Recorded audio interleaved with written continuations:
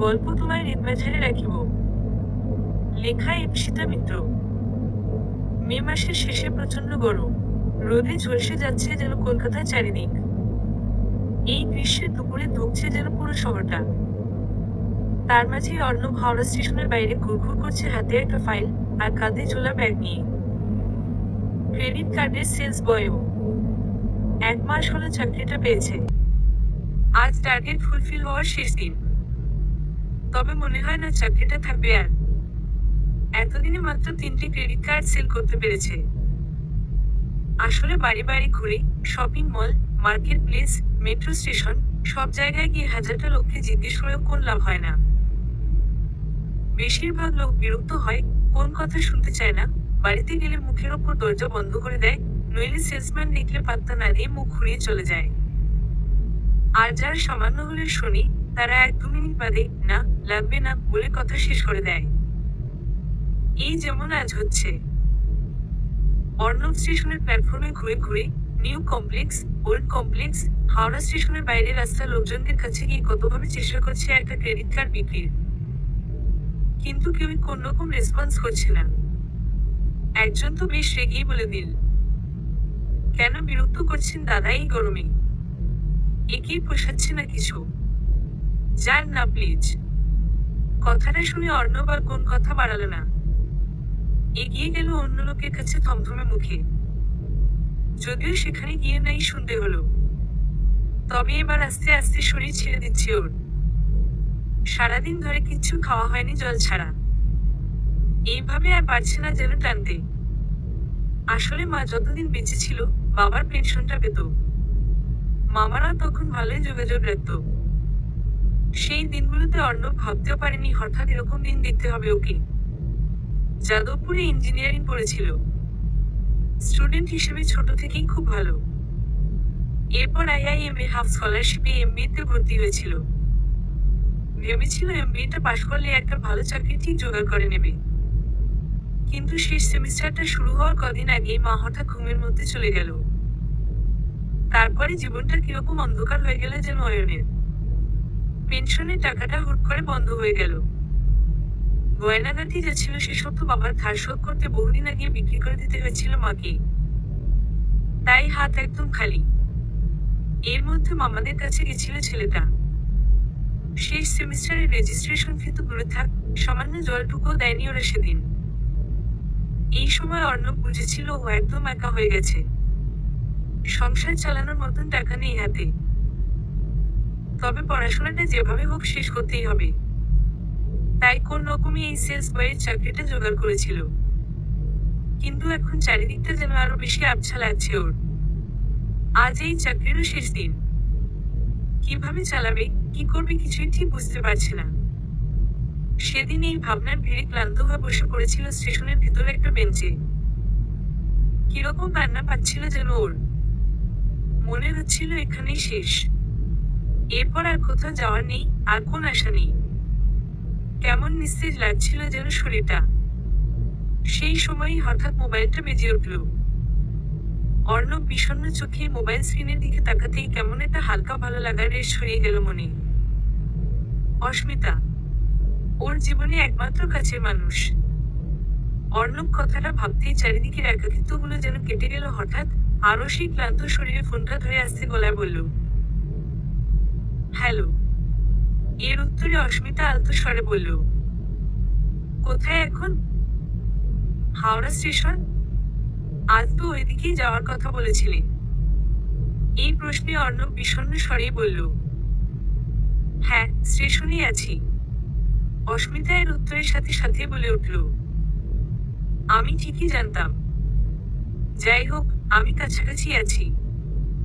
তুমি ওই ওল্ড কমপ্লেক্সে বড় ঘড়ির সামনে থাকো। আমি আসছি। এই প্রশ্নে অর্ণব বেশ অবাক হয়ে বলে উঠল, এই ভর দুপুরে তুমি এখানে? কথাটায় অস্মিতা বেশ অভিভাবকের সুরে বলল, অত তোমায় ভাবতে হবে না। দেখা হচ্ছে। রাখলাম। কথাটা বলেই অস্মিতা ফোন কেটে দিল। কিন্তু অর্ণব এই অন্ধকার সময় এক টুকরো আলো দেখতে পেল যেন চোখের পলকে। সেদিন এরপর কিছুটা সময় পার করে একটা মেয়ে ঢুকেছিল হাওড়া স্টেশনে। আলগোছে বাঁধা বিনুনি, কপালে ছোট্ট একটা টিপ, ফর্সা মিষ্টি মুখশ্রী, আর কাঁধে ঝোলানো ব্যাগ। অর্ণব মেয়েটাকে দেখিয়ে কেমন ক্লান্তি ভুলে গেছিল সব নিজের। আর ওই পরিশ্রান্ত মুখেও এক চিলতে চলে এসেছিল। অস্মিতা সেই মুহূর্তে অর্ণবের খুব কাছে এসে কিরকম চিন্তায় মুখ অন্ধকার করে বলেছিল, ইস, কি অবস্থা করেছ নিজের চেহারার। সারাদিন এইভাবে ঘুরে ঘুরে চোখ মুখ বসে গেছে পুরো। যাই হোক, সামনের কোন কল থেকে একটু হাত মুখ ধুয়ে এসো, আমি খাবার এনেছি তোমার জন্য। নিশ্চয়ই সারাদিনে কিছু খাওনি। কথাগুলো শুনে অর্ণব অস্মিতাকে শান্ত করার জন্য বলে উঠল, কে বলল খাইনি? খেয়েছি তো। ওই পাড়ার দোকান থেকে ডিম পাউরুটি টোস্ট খেয়েছিলাম। এতক্ষণ কি না খেয়ে থাকবো নাকি? অস্মিতা এই কথায় হঠাৎ অর্ণবের হাতটা নিজের হাতের মধ্যে নিয়ে বলল, তাই বুঝি? ছুঁয়ে বলো তাহলে খেয়েছ। কথাটার সাথে সাথেই অর্ণব হাতটা ছাড়িয়ে নিয়ে বলল, কি যে করো না। কথায় কথায় এইভাবে হাত ছোঁয়ার কি আছে? এটা শুনে অস্মিতা আর কথা না বাড়িয়ে বলল, বুঝেছি। যাই হোক, হাত মুখ ধুয়ে এসো। আর দেরি করো না। কথাগুলো কেমন অর্ডারের সুরে বলল যেন ও। আর অর্ণব এরপর বাধ্য ছাত্রর মতন অস্মিতার কথা শুনল। তবে সেদিন অস্মিতা এক কৌটো খিচুড়ি বার করে যখন হাতে দিয়েছিল, অর্ণব কিরকম হাতে স্বর্গ পেয়েছিল যেন। গোগ্রাসে খেতে শুরু করেছিল আপন মনে। অস্মিতা বুঝেছিল এই মুহূর্তে ছেলেটা কতটা খিদে সহ্য করে ঘুরছিল এতক্ষণ। কথাগুলো ভাবতেই সেদিন অর্ণব ওর দিকে তাকিয়ে বলেছিল, খিচুড়িটা খুব ভালো হয়েছে। কিন্তু তুমি এইভাবে নিয়ে এলে, কাকিমা কিছু জিজ্ঞেস করো না? এই প্রশ্নে অস্মিতার সাথে সাথে বলল, মাছ নানি গেছিল তখন, আড়ালে তুলে রেখেছি এটা। আরো এক কৌটো আছে, তোমার রাতের জন্য। কথাটায় অর্ণব কিরকম থমকে গেলে যেন লজ্জায়। খাওয়া থামিয়ে খুব করুণ মুখে বলল, ইস, আমার জন্য এইভাবে লুকিয়ে লুকিয়ে খাবার আনতে হয় তোমাকে? আমি যে কিভাবে? অর্ণবের কথাটাকে এই সময় শেষ হতে না দিয়ে অস্মিতা বলে উঠল ওর হাত ধরে, অত ভাবতে হবে না তোমাকে। আর অত বড় হাড়ি থেকে দু কৌটো খিচুড়ি সরালে কারোর কম হবে না। আর একবার তোমার বউ হতে দাও, তখন দেখো রোজ কত ভালো ভালো রান্না নিজের হাতে করে তোমাকে খাওয়াবো। শেষ কথাটা বেশ হেসে বলল অস্মিতা। কিন্তু এই মুহূর্তে অর্ণব আবার খাওয়া থামিয়ে ভীষণ স্থির গলায় বলল, বিয়ে? আমার মতন একটা বেকার অনাথ ছেলের সাথে তোমার মা বাবা তোমার বিয়ে দেবে? এমনিও আজ আমার চাকরিটা চলে যাবে। যা টার্গেট ছিল সেটা ফুলফিল করতে পারিনি। এরপর কিভাবে এক্সামের রেজিস্ট্রেশনের ফি দেব, কিভাবে নিজেকে চালাবো কিছুই জানি না। কিরকম মনে হচ্ছে সবকিছু শেষ। কথাগুলো বলতে বলতে একটা দীর্ঘশ্বাস আপনা আপনি চলে এলো গলায়। কিন্তু এই মুহূর্তে অস্মিতা ওর হাতটা শক্ত করে ধরে বলে উঠল, আজ আমি কিছু নিয়ে এসেছি তোমার জন্য। প্লিজ না বলবে না। আসলে এটা তোমার আর আমার দুজনের জন্যই আমি করেছি। অনেক ভেবে। কথাগুলো কিরকম শান্ত গলায় বলে অস্মিতা ব্যাগ থেকে একটা টাকার বান্ডিল বার করে অর্ণবের হাতে দিল হঠাৎ। অর্ণব সাথে সাথে টাকাগুলো থেকে নিজের হাত সরিয়ে নিয়ে বলল, এ বাবা, এসব কি? অস্মিতা, এই টাকাগুলো তুমি কোথা থেকে পেলে? এই প্রশ্নে অস্মিতা সেই শান্ত স্বরে বলল, আমার গলায় যে চেনটা পরে থাকতাম, যেটা দিদা দিয়েছিল, সেটা বিক্রি করে দিয়েছি। আর এই টাকাটা তোমাকে রাখতেই হবে। কথাগুলো শুনে অর্ণব কিরকম অস্থির হয়ে বলে উঠল, অসম্ভব। আমি এই টাকা কোনোভাবেই নিতে পারি না অস্মিতা। আর তুমি কেন করলে এইসব? কোন দোকানে বিক্রি করেছো চিনো? এক্ষুনি আমার সাথে চলো। টাকাটা ফেরত দিয়ে চিন্তা নেবে। তুমি বুঝতে পারছো, কাকু কাকিমা যখন এইসব ব্যাপারে জানতে পারবে তখন কি হবে? কথাগুলো এক নিঃশ্বাসে বলল অর্ণব। কিন্তু এইসব শুনেও অস্মিতা ওর হাতটা শক্ত করে ধরে বলে উঠল, আমি মা বাবাকে বলবো চেনটা হারিয়ে ফেলেছি আমি। জানি ঝামেলা হবে, কিন্তু তার বেশি কিছু না। আর অর্ণব, তোমার ফাইনাল সেমিস্টারটা দেওয়া ভীষণ দরকার। একবার বিটেক কমপ্লিট হয়ে গেলে তুমি একটা চাকরি ঠিক পেয়ে যাবে তোমার ফিল্ডে। তারপর আমরা দুজনেও এক হতে পারবো। প্লিজ একটু বোঝার চেষ্টা করো। আর আমি এই টাকাটা নয় তোমাকে ধার হিসেবে দিলাম। তুমি চাকরি পেলে ফিরিয়ে দেবে আমাকে। আর রেজিস্ট্রেশন ফি দিয়ে তোমার এখান থেকে 25,000 টাকা বেঁচে যাবে। সেটা দিয়ে তুমি ভালোভাবেই কটা মাস চালিয়ে নিতে পারবে। আর এছাড়াও আমি আমার কিছু বন্ধুর সাথে কথা বলেছি। শ্রেয়ার দুটো ভাই বোনের সায়েন্সের টিউশন দরকার, অঙ্কিতার কাকার মেয়েরও 11-এর ম্যাথ টিচার দরকার। ওদেরকে তোমার কথা বলেছি। তোমাকে অ্যাড্রেস দিয়ে দেব। এই দুটো বাড়িতে টিউশন পড়ালে তোমার ঠিকঠাক ইনকামও হবে। আর এছাড়াও আমি চেষ্টা করছি তোমার জন্য যাতে আরো কটা টিউশন খুঁজে দিতে পারি। কথাগুলো বেশ উজ্জ্বল চোখে বলল অস্মিতা। কিন্তু এইসব শুনে অর্ণব কেঁদে ফেললো জোরো করে। ভাবেনি আসলে ওকে এই অন্ধকার সময়ের মধ্যে কেউ এইভাবে আগলে ধরবে নিজের সর্বস্ব দিয়ে। তাই অস্মিতার হাত দুটো ধরে নিঃশব্দে কেঁদে ফেলল ছেলেটা। আসলে অস্মিতা যে ওর কারণে নিজের সোনার চিহ্ন বিক্রি করেছে, এটা ভেবে ওর মনে কাজ বিঁধছে যেন। তবে অস্মিতা এটা বুঝতে পারছিল সেই মুহূর্তে, তাই অর্ণবকে আরো বেশি করে আগলে ছিল ও। আসলে ভালোবাসাটা তো আজকে না, সেই স্কুলের 11-এ পড়ার সময় থেকে। অর্ণব তখন উচ্চ মাধ্যমিক দিচ্ছে। একই পাড়া, একই পড়ার ব্যাচ। কখন যে অস্মিতা এই দিনগুলোতে অর্ণবকে বন্ধুর থেকে বেশি ভাবতে শুরু করেছিল নিজেও বোঝেনি। তবে সেবার দুর্গাপুজোয় একসাথে ঠাকুর দেখতে বেরিয়ে অর্ণব যখন হঠাৎ ওর হাতে নিজের মনে চিঠি ধরিয়ে দিয়েছিল, ফিলিংস গুলোকে কিছু শব্দে সাজিয়ে লিখেছিল অস্মিতার জন্য, সেদিন যেন মেয়েটার চারিদিকটা ওলট পালট হয়ে গেছিল। আর একটা ভালোবাসার ঝড় উঠেছিল মনে। অর্ণবকে ভালোবাসার ঝড়। সেদিন তবে অর্ণবের চাকরি চলে গেলেও আর কোন সমস্যা হয়নি। অস্মিতার দেয়া টাকা থেকেই পরীক্ষার রেজিস্ট্রেশন ফি দিয়েছিল ও। আর হাতে বেশ কিছু টাকা বাকি থাকায় একা সংসার চালানোর চিন্তাটাও মাথা থেকে হালকা হয়েছিল। এছাড়াও অস্মিতার দেয়া টিউশনগুলো পড়িয়ে মাস গেলে একটা ঠিকঠাক টাকা হাতে আসছিল। তাই নিজের পড়াশোনাতেও মন দিতে পারছিল। আসলে এটাই ওর কাছে একমাত্র সুযোগ। অস্মিতার জন্য, নিজের জন্য ভালো রেজাল্ট করতেই হবে, যাতে প্লেসমেন্ট পেতে অসুবিধা না হয়। মেয়েটা ওর জন্য নিজের সোনার চিহ্ন বিক্রি করে দিয়েছে। এইভাবে পাশে না দাঁড়ালে তো অর্ণব কোনোভাবেই আজ এই পরিস্থিতিতে টিকে থাকতে পারত না। তবে এই চিহ্ন বিক্রির জন্য যদিও অস্মিতাকে অনেক ঝামেলার মুখোমুখি হতে হয়েছে। সেদিন তো বিকেলে বাড়ি ফেরার পর মা যখন ওর গলায় চেনটা দেখতে পায়নি, তখন তো ভীষণ চেঁচামেচি শুরু করে দিয়েছিল। রাগের মাথায় অস্মিতার গায়ে হাতও তুলেছিল 2-3 বার। সেই মুহূর্তে মাকে বাবাকে চেনটা নিয়ে এইভাবে মিথ্যে কথা বলতে সত্যি খুব খারাপ লাগছিল, কিন্তু কোন উপায় ছিল না। অর্ণব ওই সেলস বয়ের চাকরি করে এই কদিনে কোনোভাবেই পরীক্ষার টাকা জোগাড় করতে পারত না। তাই এই চেনো বিক্রি ছাড়া কোন রাস্তা খোলা ছিল না অস্মিতার। তবে মা বাবা কেন জানে না সন্দেহ করেছিল ওকে।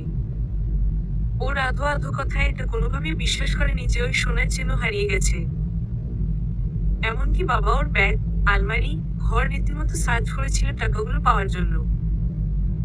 কিন্তু সবকিছুতেই ব্যর্থ হয়ে শেষে প্রায় 8-10 দিন কথা বন্ধ করে দিয়েছিল মা বাবা দুজনেই মেয়েটার সাথে। এই মুহূর্তে অস্মিতার কেমন বুকে পাথর জমে থাকতো যেন। চোখ দুটো ভিজে আসতো বারবার। মা বাবার কাছেও সত্যিই দোষী। আর সেই জন্য সারাক্ষণ একটা অপরাধবোধ কাজ করত। কিন্তু অর্ণবের জন্য এই অপরাধটা যে ওকে করতেই হতো। ছেলেটার মা বাবা কেউ নেই। আত্মীয় স্বজন সবাই মুখ ঘুরিয়ে নিয়েছে। এই পরিস্থিতিতে অস্মিতা যদি সাথে না থাকে তাহলে তো ছেলেটা হারিয়ে যাবে অন্ধকারে। এই ভাবনাগুলোই অস্মিতাকে মা বাবার সামনে চুপ করে থাকতে বাধ্য করত।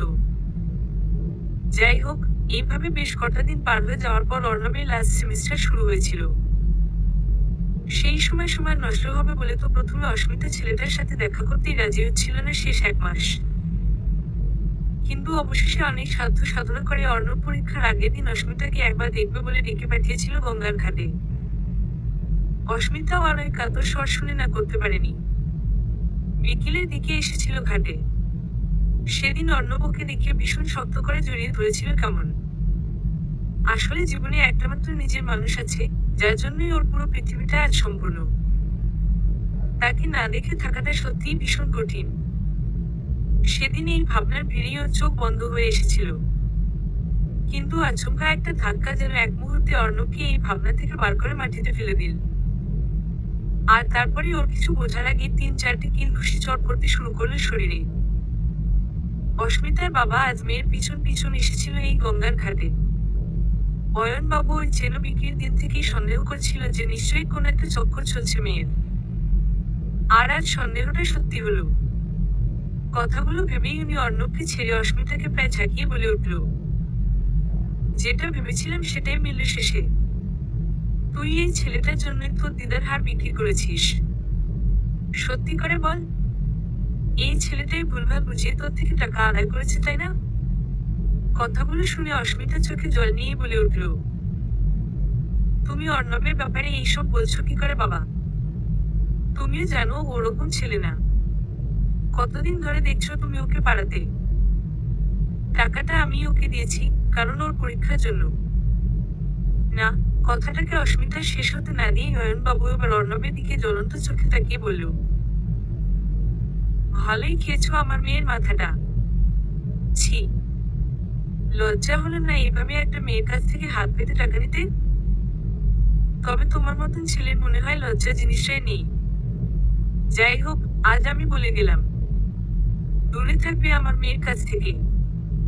এটা কিন্তু একটা ওয়ার্নিং। কথাগুলো বলে উনি অস্মিতার হাতটা ধরে প্রায় টানতে টানতে নিয়ে এসেছিল সেদিন গঙ্গার ঘাট থেকে। তবে অয়ন কিরকম ডুকরে কেঁদে উঠেছিল সেই মুহূর্তে। অপমানে লজ্জায় কষ্টে মনটা ঝাঁঝরা হয়ে গেছিল যেন। কিন্তু সেদিন প্রায় রাত 2টোর সময় অস্মিতা অর্ণবকে ফোন করেছিল। অর্ণব যদিও ভীষণ থমকেছিল, কিন্তু অস্মিতা আজ খুব স্থির গলায় বলেছিল, ভেঙে পড়লে চলবে না কিন্তু। বাবার প্রত্যেকটা কথার উত্তর তোমার রেজাল্ট দেবে অর্ণব। যেভাবেই হোক ভালো করে পরীক্ষা দিয়ে প্রুভ করে দাও আমি কোন ভুল করিনি। আর আমার জন্য তোমাকে এটা করতেই হবে। সেদিন কথাগুলো ছেলেটাকে যেন নতুন করে লড়তে শিখিয়েছিল। যেভাবেই হোক অস্মিতার বাবাকে এটা বোঝাতেই হবে অর্ণব লোভী নয়। অস্মিতা কোন ভুল করেনি ওকে ভালোবেসে। আর একটা ভালো রেজাল্টই এর উত্তর। সেদিন এইসব ভেবেই অর্ণব বলেছিল, আমার জন্য আর কোন খারাপ সিচুয়েশন তোমাকে ফেস করতে হবে না অস্মিতা, কথা দিলাম। তুমি তোমার বাবার কথা শুনবে। এরপর আর আমরা কোনোভাবে যোগাযোগ করার চেষ্টা করব না। যতদিন না পর্যন্ত আমি একটা চাকরি জোগাড় করতে পারছি, আমি আর তোমার সামনে আসবো না। কথাগুলো বলেই অর্ণব সেদিন ফোনটা রেখে দিয়েছিল। আসলে আজকের অপমানটা ভীষণভাবে লেগেছে ওর। তাই এতটা কঠিন হয়ে গেছে যেন। তবে অস্মিতার কথাগুলো শুনে কিরকম ঈর্ষা লাগছিল হঠাৎ। কিভাবে এই ছেলেটার থেকে দূরে থাকবে এতদিন ভেবে পাচ্ছিল না। তবে 2-3 দিন বাদে বাড়ির শাসন যখন একটু আলাদা হয়েছিল, অস্মিতা লাইব্রেরি যাবার নাম করে ভীষণ অস্থির মনে ছুটে এসেছিল অর্ণবের বাড়িতে। আসলে এই কদিন অর্ণব না ওর ফোন রিসিভ করেছে, না ওর কোন মেসেজের রিপ্লাই দিয়েছে। অস্মিতা এইসব দেখে বুঝেছে সেদিনের ছেলেটার বলা কথাগুলো হয়তো সত্যি। অর্ণবের আত্মসম্মানে লেগেছে আসলে বাবার কথাগুলো। তাই এতটা কঠিন হয়ে গেছে। কিন্তু অস্মিতা তো পারবে না এইভাবে। এই ছেলেটা ওর কাছে এতটা দামি যে দিনের পর দিন এইভাবে ছেড়ে থাকা সম্ভবই না। সেদিন এই ভাবনার ভিড়েই ও অর্ণবের বাড়ির দরজা ধাক্কিয়ে অর্ণব অর্ণব বলে চিৎকার করে ডেকেছিল ওকে। ইচ্ছে করেই শুধু বেল না বাজিয়ে নিজে ডেকে উঠেছিল। ভেবেছিল ওর গলার আওয়াজ শুনে অর্ণব কিছুতেই এতটা কঠিন হয়ে থাকতে পারবে না। ঠিক দরজা খুলে ওর সামনে এসে দাঁড়াবে। কিন্তু ভাবনাগুলো মিলল না ঠিক। 8 ঘন্টা ধরে এত ডাকার পরেও অর্ণব সেদিন দরজা খুলেনি। শেষে অস্মিতার ফোনে শুধু মেসেজ এসেছিল একটা ছেলেটার নাম্বার থেকে। সেখানে কিছু শব্দে লেখা ছিল, প্লিজ তুমি যাও। এইভাবে এখানে দাঁড়িয়ে থেকো না। আমি একদিন আসবো তোমার কাছে। মাথা উঁচু করে তোমার বাবার কাছে গিয়ে তোমাকে চাইবো। কিন্তু আজ সেই সময়টা আসেনি। প্লিজ এটা বোঝার চেষ্টা করো। এখন আমি তোমার সাথে কন্ট্যাক্ট রাখতে পারবো না। কথাগুলো পড়ে অস্মিতা কিরকম থমকে দাঁড়িয়েছিল যেন কিছুক্ষণ। ও ভাবতে পারেনি অর্ণব ওর গলার আওয়াজ এইভাবে দরজা বন্ধ করে রাখবে। যেই ছেলেটা অস্মিতার একটা ডাকে ওর কাছে এসে হাজির হতো, সে আজ এত কঠিন। কথাগুলো ভাবতে ভাবতেই সেদিন বাড়ি ফিরেছিল। তারপর দরজা বন্ধ করে একা ঘরে বসেছিল অনেকক্ষণ। তবে সেদিনের পরেও অস্মিতা বহুবার ফোন করেছে, মেসেজ করেছে অর্ণবকে। অন্তত মাসে একবার দেখা করার জন্য বলেছে বারবার। কিন্তু অর্ণব এইসবের কোন উত্তর দেয়নি। আসলে অর্ণবের এখন একটা জেদ চেপে গেছে, নিজেকে প্রমাণ করার জেদ। যেদিন পাশ করে একটা ভালো চাকরি পেয়ে অস্মিতার বাবাকে ওই চেন বিক্রির সমস্ত টাকা ফেরত দিতে পারবে, লোকটার কাছে প্রমাণ করতে পারবে যে ওনার মেয়ে কোন ভুল করেনি, সেদিন অস্মিতার কাছে যাবে। আর নিজে যদি নিজেকে এই নির্বাসন না দেয়, তাহলে ভালো রেজাল্ট করার, চাকরি জোগাড় করার এত বেশি খিদে ওর মধ্যে থাকবে না। আসলে অস্মিতাকে সারা জীবনের মতন পাওয়ার জন্যই আজ অস্মিতার থেকে দূরে সরে থাকতে হচ্ছে অর্ণবকে। তবে এই দিনগুলোতে অস্মিতার মন ধীরে ধীরে ভেঙে যাচ্ছে কেমন। মনে হচ্ছে বাবা আর অর্ণবের এই লড়াইয়ের মাঝে সব থেকে বেশি যন্ত্রণা ওকে ভোগ করতে হচ্ছে। মনে হচ্ছে অর্ণবের জীবনে ওর নিজের যতটা অস্তিত্ব আছে ভাবতো, সেটা ভুল ছিল। নইলে এইভাবে এতগুলো মাস অর্ণব একদম চুপ হয়ে থাকতে পারতো না। এমনকি সেদিন সে বৃষ্টির দিনে অটো স্ট্যান্ডে অর্ণবের সাথে দেখা হয়েছিল। রাস্তার দুপাশে ছিল ওরা। বৃষ্টি ভেজা শহরে সেদিন অর্ণবের জলছবি দেখে অস্মিতার চোখ দুটো ভিজে গিয়েছিল। খেয়াল করেছিল অর্ণব ওর দিকে থমকে তাকিয়ে। প্রায় 5 মাস বাদে আজ আবার দেখা দুজনের। এই মুহূর্তে অস্মিতা প্রায় দৌড়ে রাস্তা পার হয়ে যেতে গিয়েছিল অর্ণবের কাছে। কিন্তু খেয়াল করেছিল অর্ণব এটা দেখেই একটা চলতি অটো দাঁড় করিয়ে উঠে বসেছিল। তারপর অস্মিতাকে পিছনে ফেলে চলে গিয়েছিল অনেক দূর। কিন্তু অস্মিতা সেই মুহূর্তে পাথরের মতন দাঁড়িয়েছিল বৃষ্টিতে ভিজতে ভিজতে। আজ মনে একটা ধারালো কাজ বেঁধেছে যেন। এইভাবে অর্ণবের মুখ ফিরিয়ে চলে যাওয়াটা ও আর মানতে পারেনি এতদিন বাদে। আজ মনে হচ্ছে কিছু হয়তো ছিলই না কোনোদিন দুজনের মধ্যে। সবটাই অস্মিতার একতরফা। সেদিনের পর অস্মিতা বন্ধ করে দিয়েছিল অর্ণবকে ফোন আর মেসেজ করা। যে নিজে যোগাযোগ রাখতে চায় না, তার কাছে বারবার এইভাবে নিজের আত্মসম্মান বিসর্জন দিয়ে যাওয়ার আর কোন মানে হয় না। কিন্তু এই ফোনটা ওকে ভুলতে দিচ্ছে না কোন কিছু।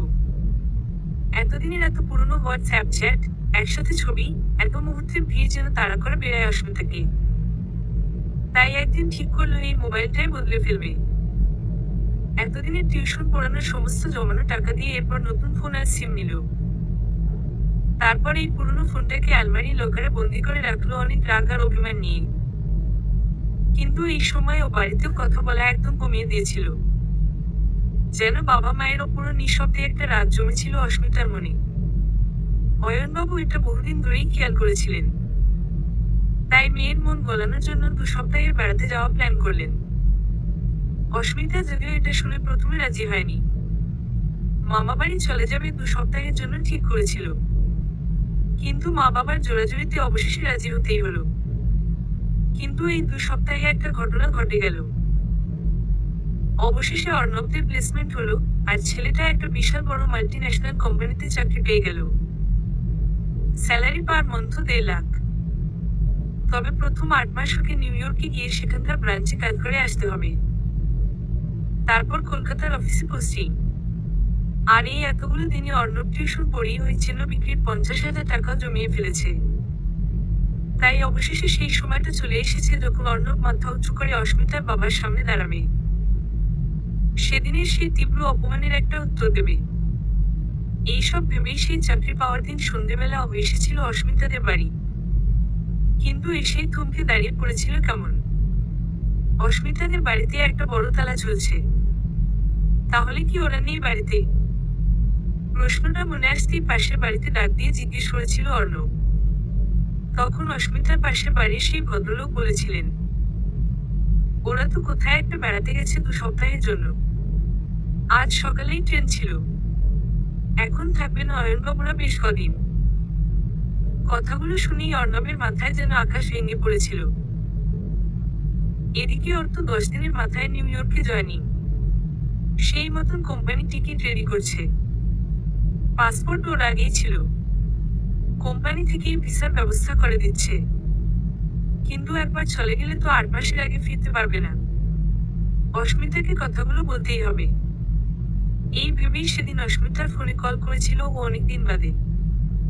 এমনিতেই এতদিন জোর করে দূরে থেকেছে, এরপর আর এক মুহূর্ত নষ্ট করা সম্ভব না। কথাগুলো ভেবেই ফোনটা কানে ধরেছিল, অস্মিতার গলার আওয়াজ শুনবে বলে। কিন্তু আজ সেই নাম্বারটা সুইচ অফ। অর্ণবের এই সময় যেন দম বন্ধ হয়ে আসছিল। মনে হচ্ছিল কোথায় গেল মেয়েটা। নিজের সাথে সমস্ত রকমের যোগাযোগের ব্যবস্থা বন্ধ করে হারিয়ে গেল কি হঠাৎ। এই সময় অর্ণব বুঝলো তাহলে এই দীর্ঘ 7 মাস অস্মিতার ঠিক কেমন লেগেছিল। এতদিন যখন অর্ণব ওর ফোন ধরেনি, মেসেজে রিপ্লাই দেয়নি, এমনকি দেখা হওয়ার পরেও কোন রকম কথা না বলে চলে গেছিল, তখন ঠিক কতটা দম বন্ধ হয়ে এসেছিল অস্মিতার। আজ যেন নিজেকে ভীষণ ভুল আর স্বার্থপর মনে হচ্ছে ওর। এতদিন শুধু নিজের জেদের কথাই ভেবে গেল, নিজের অপমান, নিজের আত্মসম্মান। কিন্তু অস্মিতার কথাটা তো ভাবলই না। ওর যে এই জোর করে তৈরি করা দূরত্বগুলোকে মানতে কষ্ট হবে, সেই কথা তো ভেবে দেখেনি অর্ণব। এই এলোমেলো ভাবনার ভিড়েই এরপর 2 দিন কাটলো। এই সময় হঠাৎ অর্ণবের মনে হলো তাহলে কি অস্মিতা নিজের ফোন নাম্বার চেঞ্জ করেছে, যেই নম্বর অর্ণব জানে না। কথাটা ভেবেই অস্মিতা যে 2 বন্ধুর বাড়িও পড়াতে যেত, তাদের সাথে যোগাযোগ করে অর্ণব নাম্বার পাওয়ার চেষ্টা করলো মেয়েটার। কিন্তু সেখানেও না ই শুনতে হলো ওকে। সেই 2 বন্ধুই বলল যে 4 মাস আগে মাস্টার্স শেষ হয়ে যাওয়ার পর থেকে অস্মিতার সাথে আর কোন যোগাযোগ নেই ওদের। তাই নতুন ফোন নাম্বারের ব্যাপারে কিছুই জানে না। তবে কথাগুলো শুনে অর্ণবের সবকিছুই কেমন এলোমেলো হয়ে গিয়েছিল। বুঝতে পারছিল না নিউ ইয়র্ক যাওয়ার আগে কিভাবে সবকিছু জানাবে অস্মিতাকে। পাড়ার কজন চেনা বন্ধু ছিল ওদের দুজনেরই। তাদেরও অস্মিতার নতুন নাম্বারের ব্যাপারে জিজ্ঞেস করেছিল অর্ণব, কিন্তু তারাও কিছু বলতে পারেনি। এইসব শুনে অর্ণবের হঠাৎ মনে হয়েছিল তাহলে কি একবার কথা বলারও কোন সুযোগ পাবে না অর্ণব। কথাটা ভেবেই শেষে একটা মেল করেছিল ও অস্মিতাকে। যদিও এই পুরনো মেল বক্স আর চেক করে না অস্মিতা, তাই মেলটা যেমনটা সেরকম পড়েই রইল অদেখা হয়ে। আর অবশেষে অর্ণবকে উত্তরহীন হয়ে চলে যেতে হলো নিউ ইয়র্ক নিস্তব্ধে। তবে এরপর অস্মিতার মনের ক্ষতটা আরো বেশি গভীর হতে শুরু করেছিল। এখন মনে হয় অর্ণব কোনোদিন ওকে ভালোবাসেনি, সবটা মিথ্যে। আসলে অর্ণবদের পাশের বাড়ির এক কাকুর মুখে শুনেছিল অর্ণব নিউ ইয়র্ক চলে গেছে। একই পাড়া বলে খবরটা ছড়িয়ে গিয়েছিল। কথাটা শুনে অস্মিতা স্থির হয়েছিল যেন কয়েক সেকেন্ড পাথরের মতন। এতটা দামহীন অপ্রয়োজনীয় ও অর্ণবের জীবনে ছেলেটা দেশ ছেড়ে চলে গেল, কিন্তু তা ওর সাথে কোন যোগাযোগ করলো না। কথাটা ভেবেই চোখে জলে চারিদিকটা ঝাপসা হয়ে গিয়েছিল কেমন। আর মনটা পাথরের মতন কঠিন। সত্যি, যে ওর কথা ভাবেই না, তাকে নিয়ে অস্মিতাও আর ভাববে না। আর একতরফা কষ্ট পাবে না। ভালোবাসার দায় তো শুধু ওর ছিল না, তাহলে কষ্ট পাবার দায় একা ওর কেন হবে? কথাগুলো ভেবেই ধীরে ধীরে নিজের মনের জানলাগুলো বন্ধ করে দিয়েছিল অস্মিতা এক এক করে। কাউকে ভালোবেসে এতটা কষ্ট না পেলে বোধ হয় সেই মানুষটার নামও ভুলে যেতে ইচ্ছে করে না। পুরনো স্মৃতিগুলোকে জোর করে বালি চাপা দিয়ে দেয় না মন। কিন্তু অর্ণবের কাছে প্রত্যেকটা দিন এবার কেমন বদ্ধমূল হয়ে আসে। নিউ ইয়র্কে এত বড় অফিস, ফ্ল্যাট, নতুন কাজ, নতুন জীবন কিছুই যেন আর ভালো লাগছে না। মনে হচ্ছে কোথাও কি খুব বড় ভুল করলো। অফিসকে বুঝিয়ে আর একটা সপ্তাহ কি অপেক্ষা করা যেত না অস্মিতার? মেয়েটা নিশ্চয়ই ফিরে পাড়ার কারোর মুখে শুনবে অর্ণব বিদেশ চলে গেছে। তারপর অস্মিতা কি ওকে খুব খারাপ ভাববে, স্বার্থপর মনে করবে। চিন্তাগুলো যেন তাড়া করে বেড়াতো অর্ণবকে। তারপর নিজেই নিজের মনকে বোঝাতো, যদি অস্মিতা ভুল ভেবে থাকে তাহলে যেদিন অর্ণব কলকাতা ফিরে ওদের বাড়ি যাবে বিয়ের কথা বলতে, সেদিন অস্মিতার সমস্ত ভুল ভেঙে যাবে। আর অর্ণবকে দেখিয়ে ও আর নিজেকে দূরে সরিয়ে রাখতে পারবে না। এইরকম এলোমেলো ভাবনার ভিড়েই নিজের মনকে শান্ত করতো ছেলেটা। আর হারিয়ে যেত কাজে। মনে হতো এতগুলো মাসে কত কথা জমে আছে দুজনের। কত কিছু বলার আছে অর্ণবের। ওর স্ট্রাগল, রোজের ঘটনা, চাকরির ইন্টারভিউ দিনের ঘটনা, এই নিউ ইয়র্কে থাকার কত কত এক্সপিরিয়েন্স। কত কি বলতে হবে অস্মিতাকে। কথাগুলো ভেবেই চোখটা ঝাপসা হয়ে আসে। এই ব্যস্ত সময়ের মাঝে যেটুকু খালি সময় আছে, সেখানে কলকাতায় থাকা সেই মেয়েটার কথা ভেবে মনটা হু হু করে অর্ণবের। ভালোবাসতে মন চায় ভীষণ। এইভাবেই অবশেষে ৯ মাসের নির্বাসন কাটিয়ে ছেলেটা আর একটা কলকাতা ফেরার টিকিট হাতে পেয়েছিল। সেদিন টিকিট দেখে মনে হয়েছিল অস্মিতাকে পাওয়ার চাবিকাঠি এটা। এরপর জোর কদমে প্যাকিং করে নিউ ইয়র্কের অফিসে পার্ট চুকিয়ে সেই সপ্তাহের শেষে অর্ণব কলকাতার জন্য ফ্লাইটে উঠে বসেছিল। এরপর প্রায় ১৪ ঘন্টা জার্নি পেরিয়ে ছেলেটা ফিরেছিল নিজের দেশে, নিজের শহরে। সেই সময় ঘড়িতে রাত ১টা। সময়টা এত রাত না হলে অর্ণব মনে হয় সেই মুহূর্তেই ব্যাগপত্র হাতে পৌঁছে যেত অস্মিতাদের বাড়ি। কিন্তু এই মাঝরাতে নিরুপায় হয়ে বাড়ি ফিরতে হয়েছিল। তবে পরের দিন সকাল ১০টার সময় সমস্ত জেট ব্ল্যাক উপেক্ষা করে অর্ণব সেই ৫০,০০০ টাকা, নিজের মার্কশিট, নিজের কনফার্মেশন লেটার নিয়ে পৌঁছেছিল অস্মিতাদের বাড়ি। তারপর নিজেকে শান্ত করে বাজিয়েছিল কলিং বেল।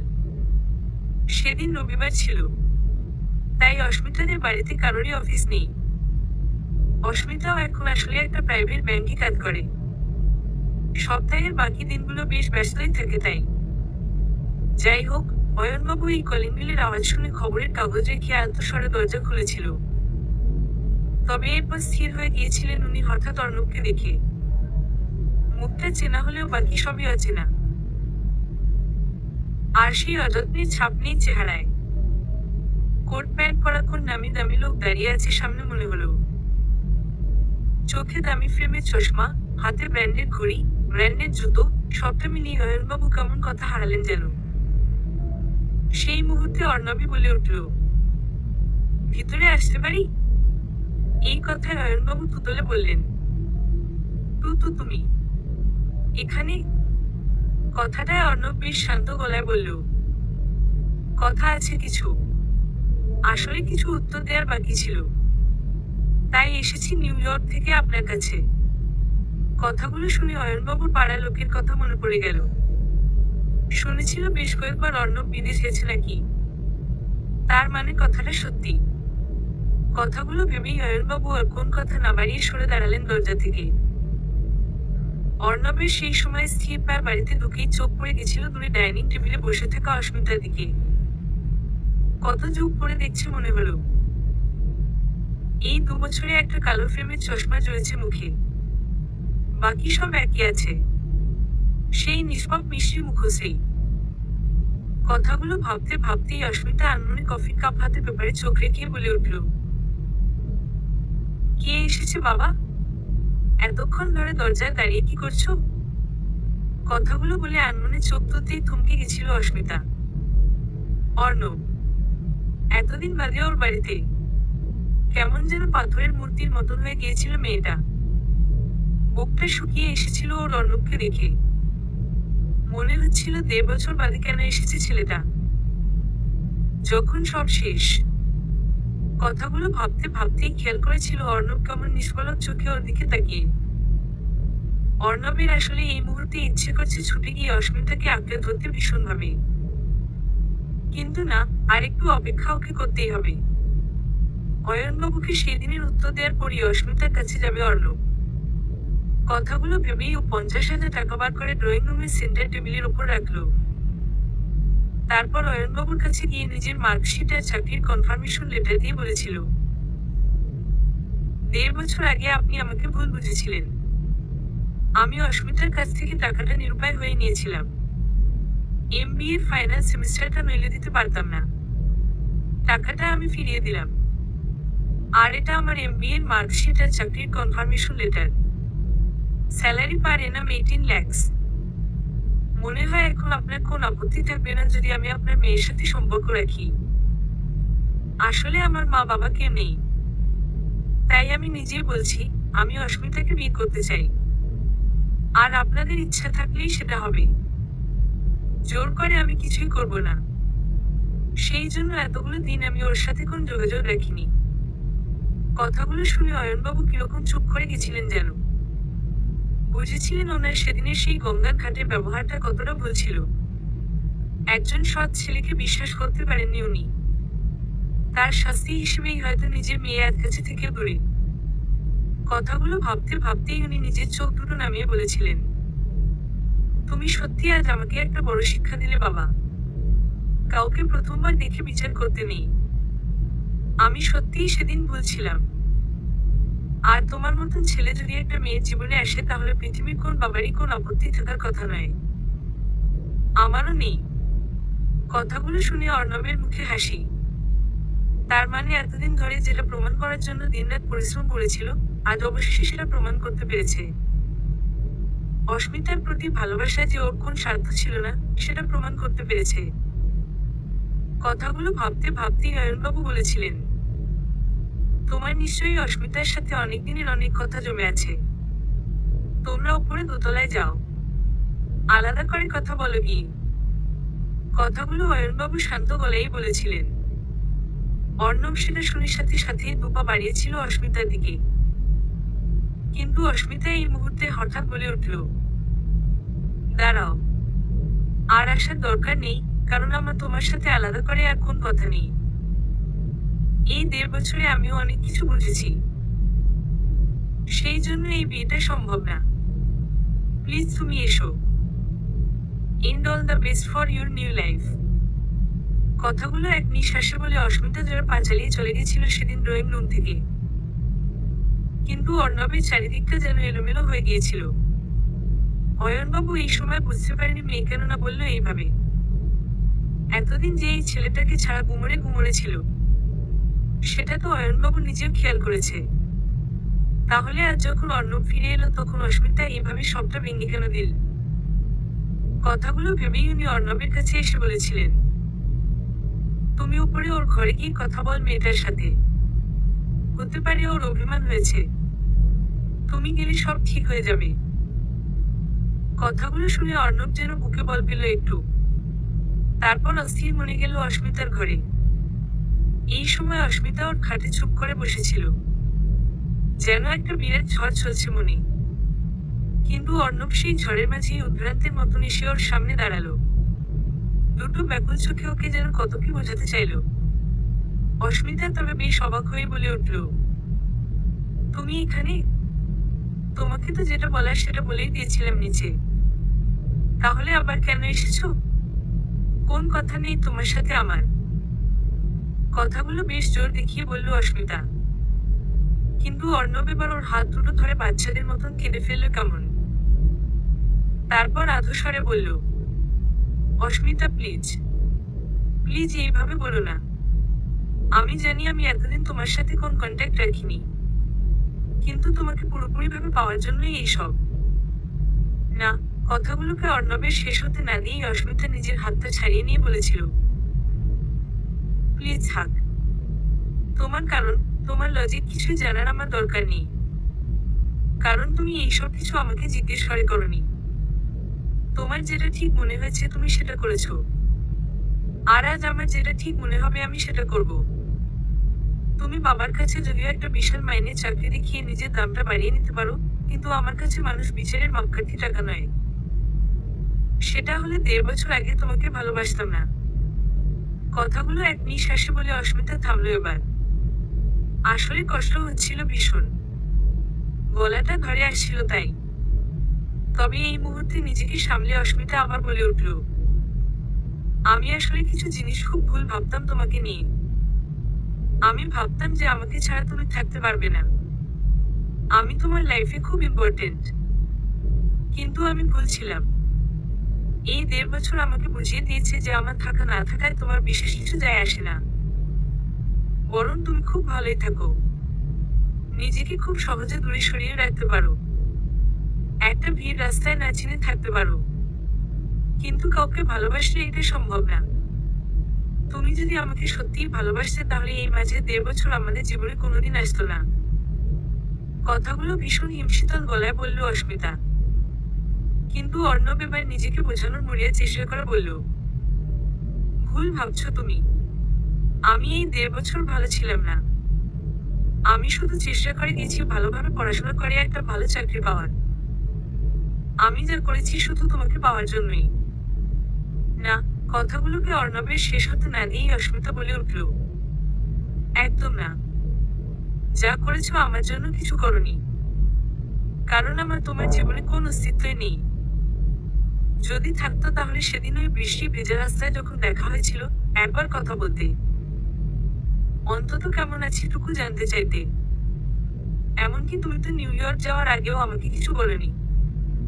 কথাগুলো শুনে অর্ণব সাথে সাথে বলে উঠল, নিউ ইয়র্ক যাওয়ার আগে আমি বলার চেষ্টা করেছিলাম। আমি না। আবারও অর্ণবের কথাটাকে শেষ হতে না দিয়ে অস্মিতা বলে উঠল, আমি আর কিছুই শুনতে চাই না। আসলে তোমার সাথে আমার কোন কথাই আর বাকি নেই। সবই শেষ।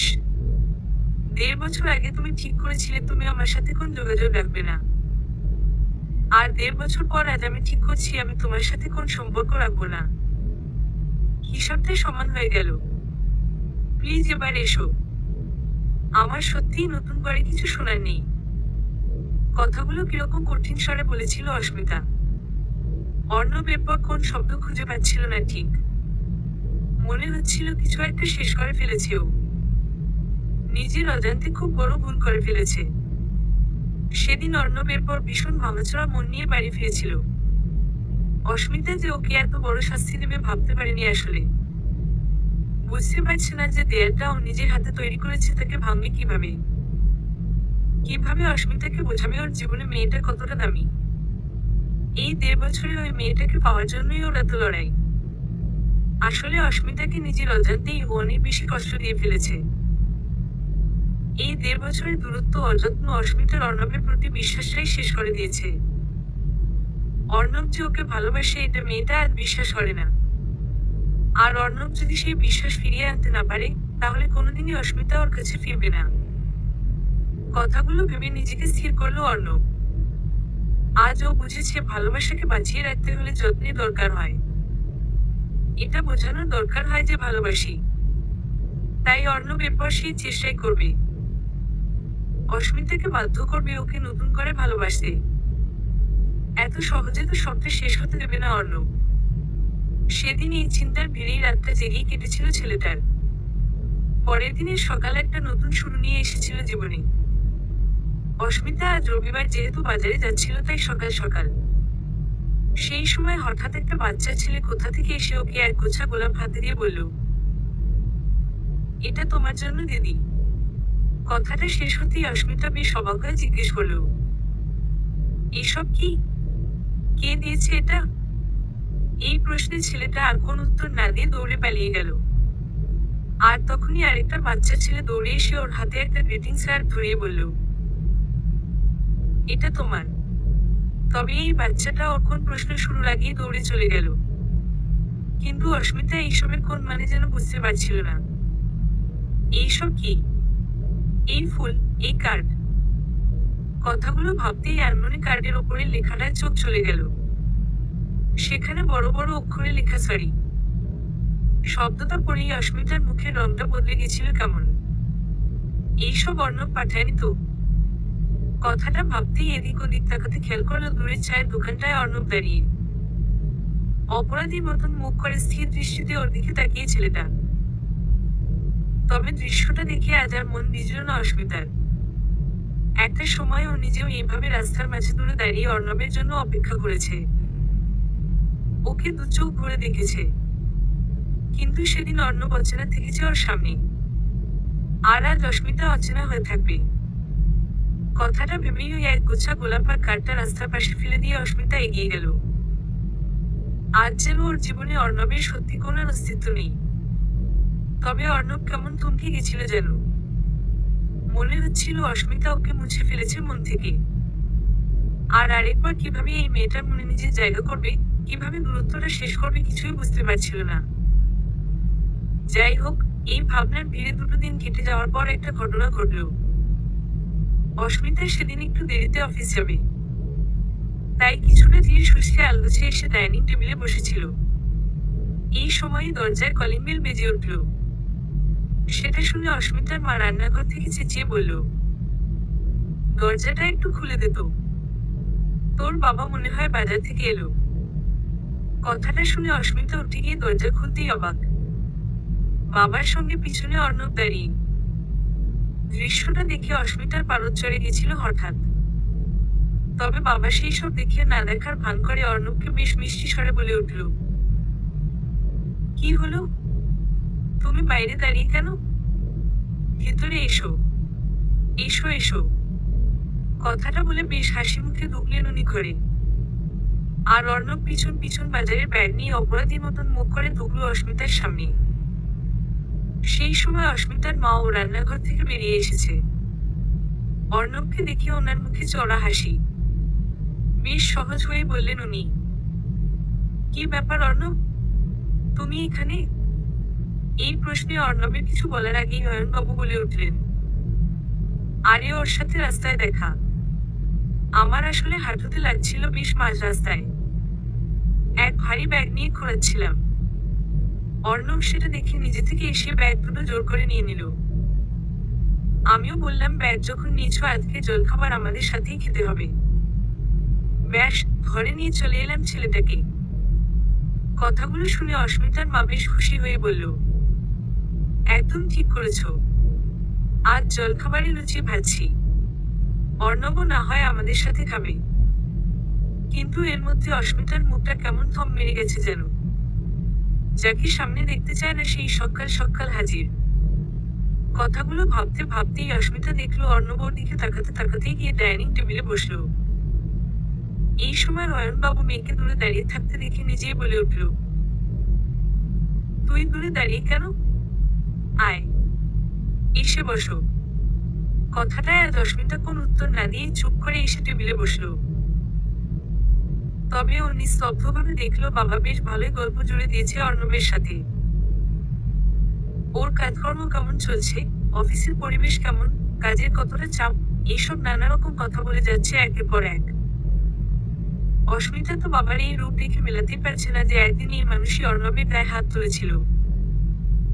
যাই হোক, এই সময়ই মা জলখাবারের প্লেট সাজিয়ে সামনে রাখলো। অস্মিতা এতক্ষণ এটার জন্যই অপেক্ষা করছিল। লুচির প্লেটটা আসতেই অস্মিতা এবার উঠে যাচ্ছিল সেটা নিয়ে, নিজের ঘরে গিয়ে খাবে বলে। তখনই অয়নবাবু বলে উঠলেন, কোথায় যাচ্ছিস মা? এখানে বসে সবার সঙ্গে খা। কথাটা এবার অস্মিতার যেন ধৈর্যচ্যুতি ঘটল।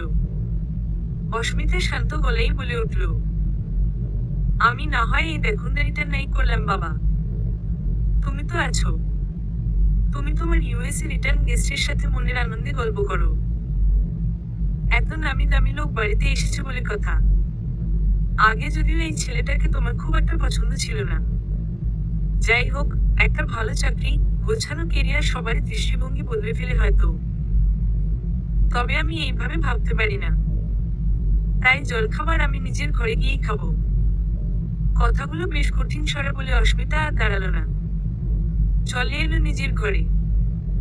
তবে অয়নবাবু আর অর্ণবের মাঝে অদ্ভুত একটা নিস্তব্ধতা দেয়াল উঠে গেল যেন। এই মুহূর্তে কেউই আর ঠিক কোন কথা খুঁজে পাচ্ছিল না।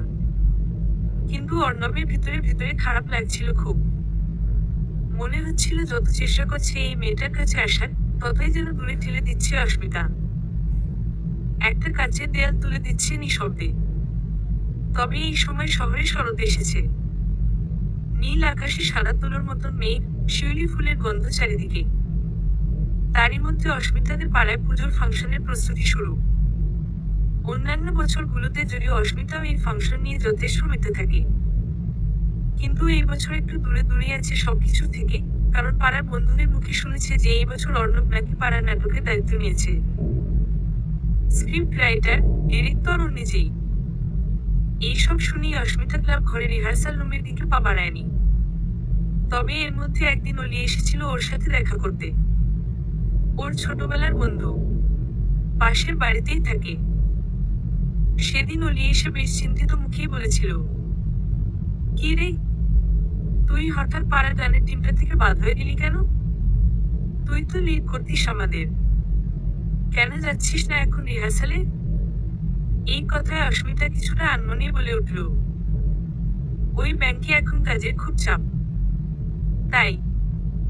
এই কথায় অলি এবার সোজাসুজি বলে উঠল, শুধু কি এটাই কারণ, নাকি আসল কারণের নাম অর্ণব?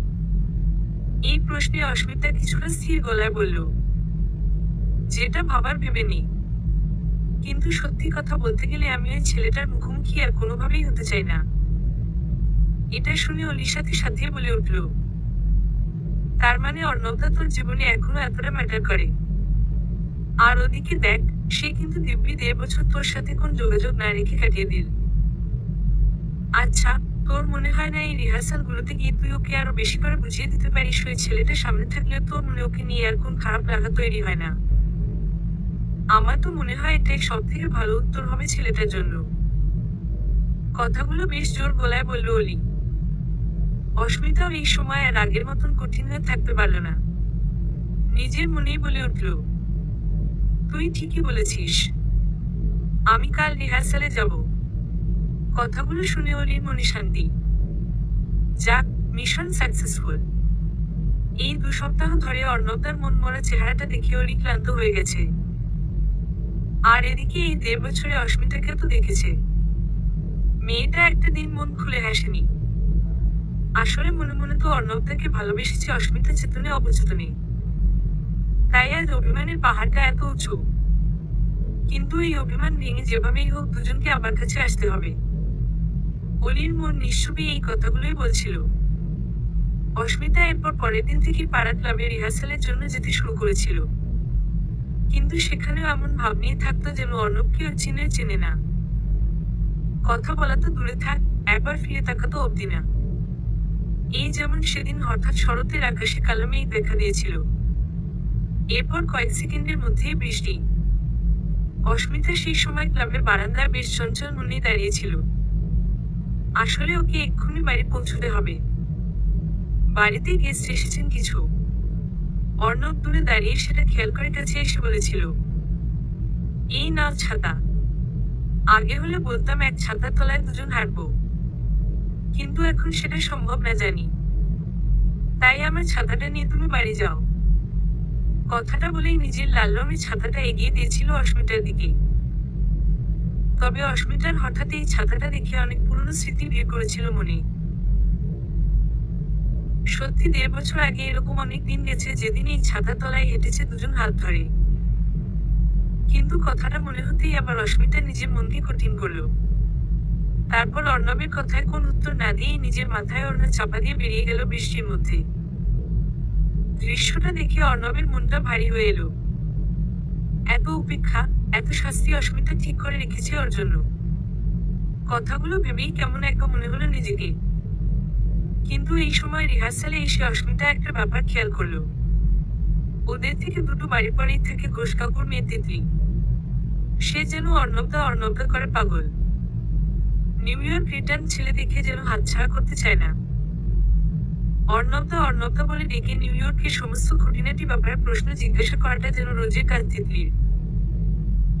তারপর নাচ করতে করতে ইচ্ছে করে পাঁচ রিপ কেটে অর্ণবের গায়ে পড়ে যাওয়া, ওর জন্য পুজোর গিফট নিয়ে আসা, বাড়ি থেকে রান্না করে নিয়ে আসা, এইসবও তিতলি প্রত্যেকটা রিহার্সালেই করে। আর অস্মিতার এইসব দেখলে যেন গা জ্বলে যায় আজকাল। দিনরাত এলিজিবল ব্যাচেলর সেজে ঘুরে বেড়াচ্ছে এই অর্ণব। এখন তো কথায় কথায় ইংলিশ বলে। দামি দামি জামা কাপড়, অফিসের গাড়িতে যাতায়াত, এইসব করে তো নিজের দাম বাড়াচ্ছে আসলে। আর এই তিতলি মেয়েটারও খেয়ে দেয়ে কাজ নেই। জীবনের একমাত্র লক্ষ্যই হলো অর্ণবকে ইমপ্রেস করা। সারাক্ষণ কারণে অকারণে গায়ে জ্বলে পড়ছে। অস্মিতা বেশ রেগেই ছিল এই সময়। অর্ণব যদিও বুঝতে পারছিল সবকিছু।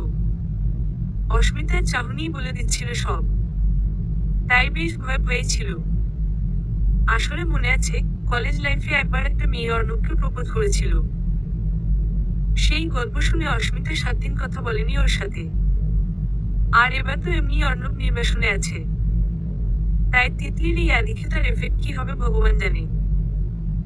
এই সময় তবে অলি একদিন অস্মিতাকে এসে বলে উঠেছিল, জানিস কি হয়েছে কালকে রিহার্সালে?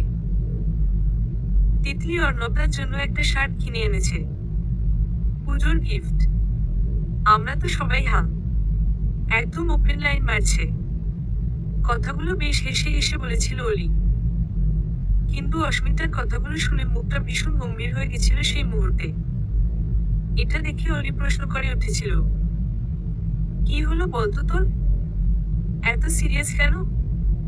এই প্রশ্নে অস্মিতা বেশ খেপে বলে উঠল, এই শোন, আমাকে আর নিকা তিতলির একদম গল্প শোনাতে আসবি না। অসভ্য মেয়ে একটা। কোন পার্সোনালিটি নেই। অর্ণবকে দেখলে তো আর নিজেকে ঠিক রাখতে পারে না। আর তো আগে খেতারও শেষ থাকে না। সব সময় শুধু অর্ণবদা অর্ণবদা। দেখলে রাগ উঠে যায়। কথাগুলো এক নিঃশ্বাসে বলল অস্মিতা। কিন্তু এইসব শুনে অলিয়াল তো হেসে বলে উঠল, তার মানে এখনো অর্ণবদাকে অন্য কোন মেয়ে লাইন মারলে তোর রাগ উঠে বলছিস?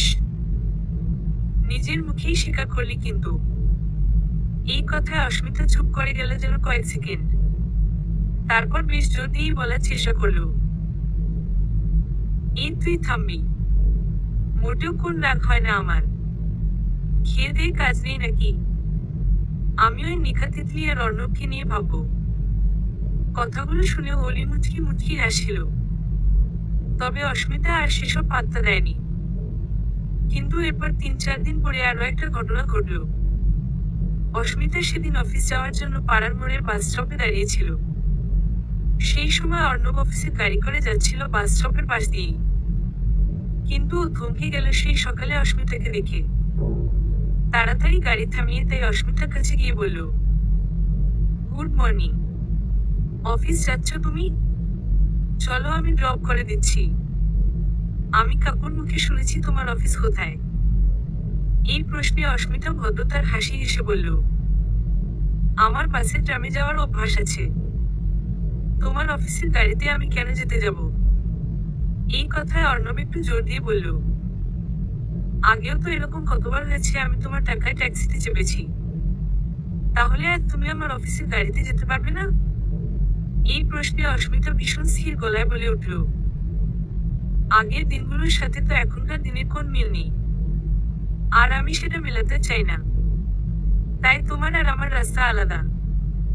কথাগুলো বলতেই খেয়াল করলো অর্ণবের মুখটা অন্ধকার হয়ে গেছে। এটা দেখে হঠাৎ মনে হলো ওকে একটু বেশি রুডির কথা বলে ফেলেছে। কথাটা ভাবতেই খেয়াল করলো পিছন থেকে হঠাৎ তিতলি এসে হাজির। ও অর্ণবকে দেখে বলে উঠল বেশ শান্ত সুন্দর গলায়, অর্ণবদা তুমি এখানে? আমাকে একটু লিফট দেবে প্লিজ। আমার একটা ইন্টারভিউ আছে তোমাদের অফিসের ওদিকেই। কথাগুলো শুনে অর্ণব খেয়াল করলো অস্মিতার মুখের রং বদলে গেছে। কেমন কটমট করে ওর দিকে তাকিয়ে। অর্ণব এটা দেখে ঢোক গিলল একবার। তারপর আধো আধো স্বরে বলল,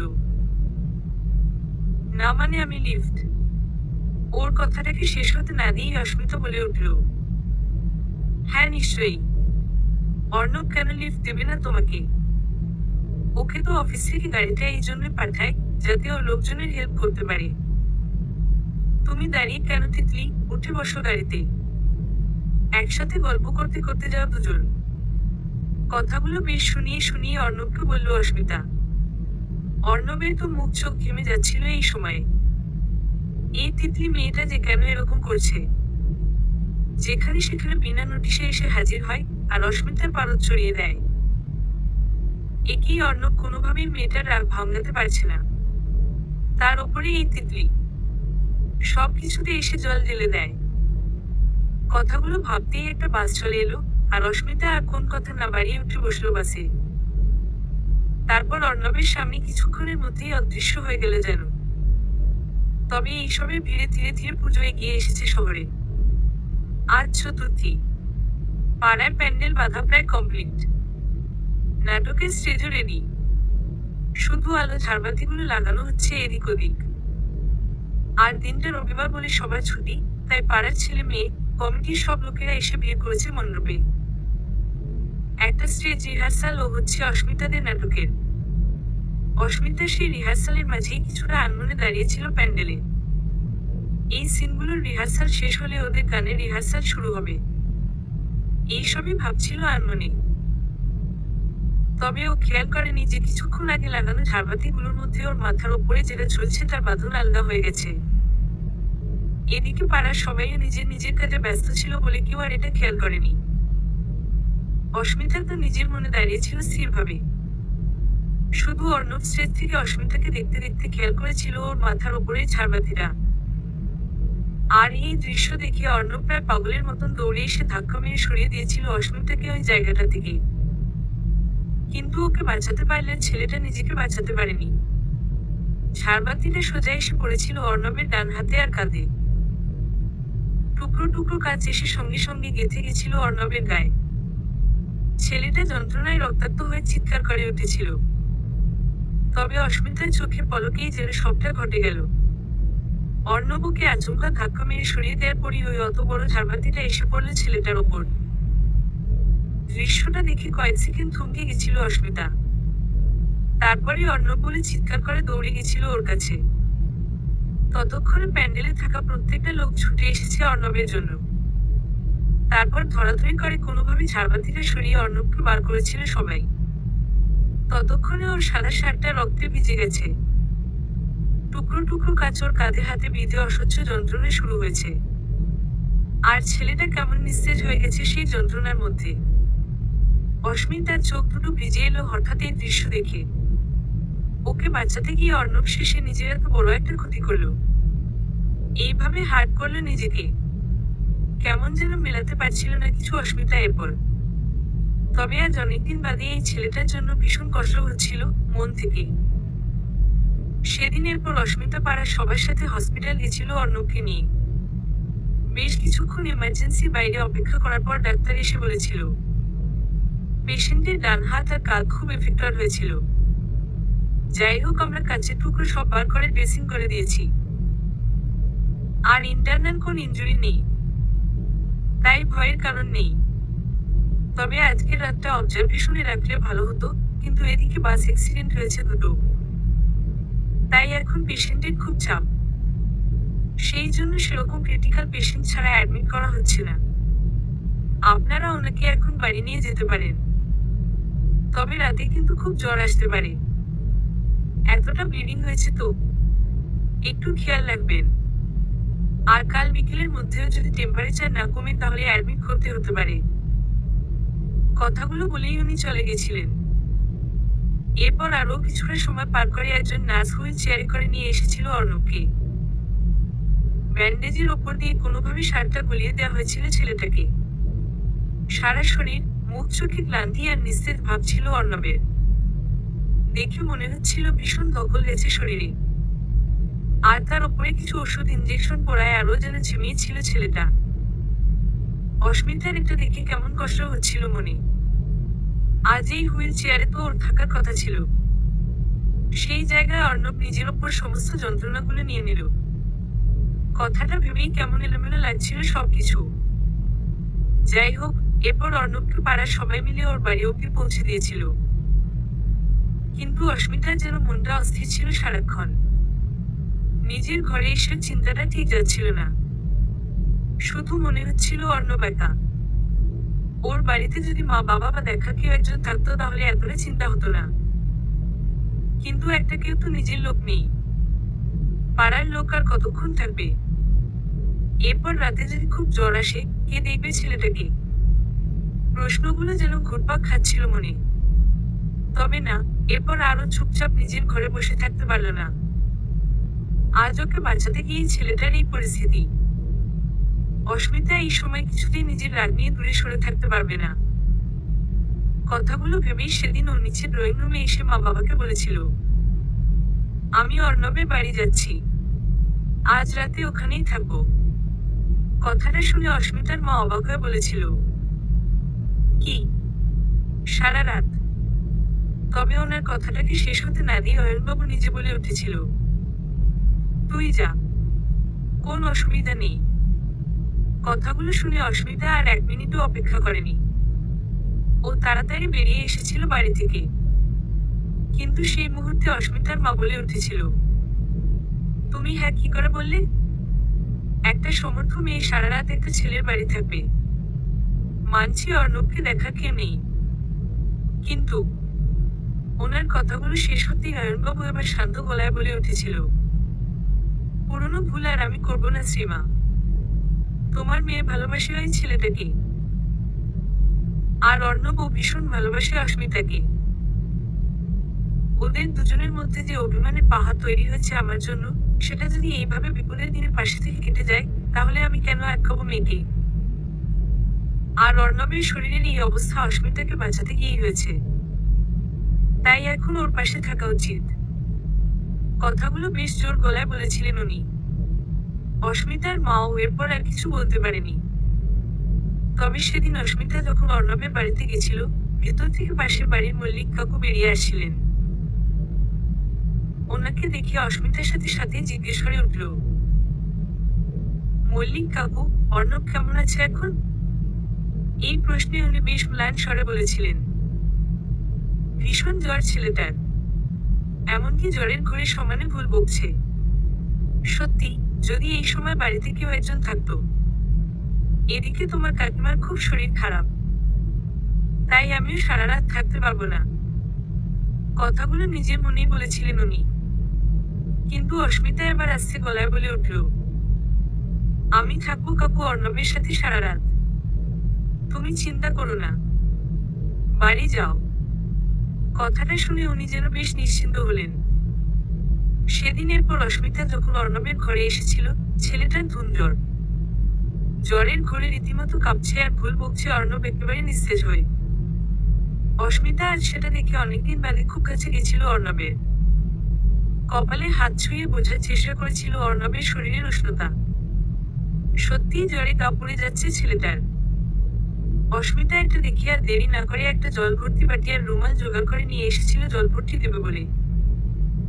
তারপর প্রায় সারা রাত ধরে সেই ভিজে রুমাল দিয়ে জল ভর্তি দিয়ে গেছিল অর্ণবের কপালে। তবে অর্ণব আজ জ্বরের ঘরে অনেক কিছু বলছিল অবচেতনে। আসলে অস্মিতাকেই খুঁজছিল যেন ও সারাক্ষণ। এতদিনের দূরত্ব, খারাপ লাগা, যন্ত্রণা, সব মিলিয়ে ছেলেটা ভীষণ ক্লান্ত মনে বারবার অস্মিতার নাম ধরে ডেকে যাচ্ছিল। অস্মিতা এই সময় অর্ণবকে শান্ত করার জন্য ওর হাতটা ধরে বলছিল, অর্ণব আমি এখানে আছি, কোথাও যাইনি, প্লিজ তুমি একটু ঘুমোবার চেষ্টা করো। তবে এর মধ্যে এক দুবার অর্ণব জ্বরের মধ্যে চোখ খুলে যখন অস্মিতাকে দেখেছিল, ও নিজের মনে প্রশ্ন করে উঠেছিল খুব ক্লান্ত স্বরে, তোমার লাগেনি তো? ওই ঝাড়বাতিটা পড়ে যাচ্ছিল, তোমার তোমার কিছু হয়নি তো? কথাগুলো শুনে অস্মিতা কেমন থমকে যাচ্ছিল যেন। অর্ণব এত যন্ত্রণার মধ্যে এই 100 দিন জ্বর গায়ে শুধু ওর কথাই ভেবে যাচ্ছে। ছেলেটা কি তাহলে এত সত্যি ওকে ভালোবাসে? প্রশ্নগুলো মনে আসতেই খেয়াল হচ্ছিল অর্ণবের কাঁধ আর হাতের ব্যান্ডেজটায় কতটা রক্তের দাগ লাগা। সবকিছু ছেলেটা সহ্য করছে শুধুমাত্র অস্মিতার জন্য। কথাগুলো ভেবেই চোখটা ঝাপসা হয়ে আসছিল জলে। মনে হচ্ছিল যেভাবেই হোক অর্ণবের জ্বরটা কমাতেই হবে। এর মধ্যে অর্ণব একটা সময় নিস্তেজ শরীরে যেন নিজের মাকে দেখতে পেয়েছিল। মনে হচ্ছিল মা দূরে চলে যাচ্ছে খুব। অর্ণব তাই আটকে উঠে বসেছিল মায়ের জন্য। অস্মিতা এই মুহূর্তের সাথে সাথেই ওর কাছে এসে অর্ণবকে শান্ত করার চেষ্টা করেছিল। এতটা জ্বরের জন্যই অর্ণব এরকম করছে। বুঝতে পারছিল ছেলেটার খুব কষ্ট হচ্ছে। তাই অর্ণবের হাত ধরে এই সময় বলে উঠেছিল, কেউ কোথাও যায়নি অর্ণব, কারোর কিছু হয়নি, তুমি একটু শান্ত হও। কথাগুলো বলতে বলতেই অর্ণব অস্মিতার বুকের মধ্যে মাথা রেখে সেন্সলেস হয়ে গেছিল। অস্মিতা এই সময় ভীষণ ভয় পেয়ে গেছিল হঠাৎ। অর্ণবকে হারিয়ে ফেলার ভয়। তাই ওকে জড়িয়ে ধরেছিল অস্মিতা সবকিছু বলে। এরপর সারা রাত জেগে অর্ণবের মাথার কাছে বসেছিল, যতক্ষণ না জ্বর নেমেছে। অস্মিতা দু চোখের পাতা এক করেনি।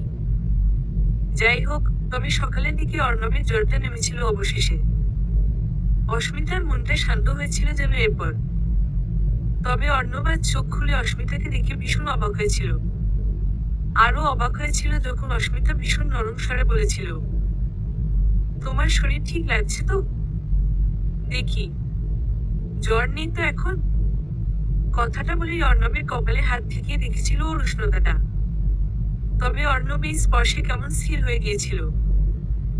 যার জন্য এতদিনের অপেক্ষা, সে আজ ওর এত কাছে। ভেবেই কেমন নিষ্পলক দৃষ্টিতে তাকিয়েছিল ও অস্মিতার দিকে। তখনই অস্মিতা বলল, তোমাকে কিছু খেতে হবে এখন, এরপর ওষুধ আছে। আমি একটু কর্নফ্লেক্স নিয়ে আসছি, তুমি রেস্ট নাও। কথাগুলো বলেই অস্মিতা ব্রেকফাস্ট আনতে চলে গেছিল। কিন্তু অর্ণব এই মুহূর্তেও যেন স্বপ্নের মধ্যে আছে বলে মনে হচ্ছিল। এই মেয়েটা সত্যিই ওর এত কাছে আজ। বিশ্বাস হচ্ছিল না যেন। তবে অস্মিতা যখন খাবারটা নিয়ে এসেছিল, অর্ণব ওকে দেখে নিজে থেকে উঠে বসার চেষ্টা করেছিল। কিন্তু সেই মুহূর্তে মাথাটা হঠাৎ ঘুরে গেছিল যেন। অস্মিতা একটা দেখে সাথে সাথে ওর কাছে এসে ওকে আঁকড়ে ধরেছিল।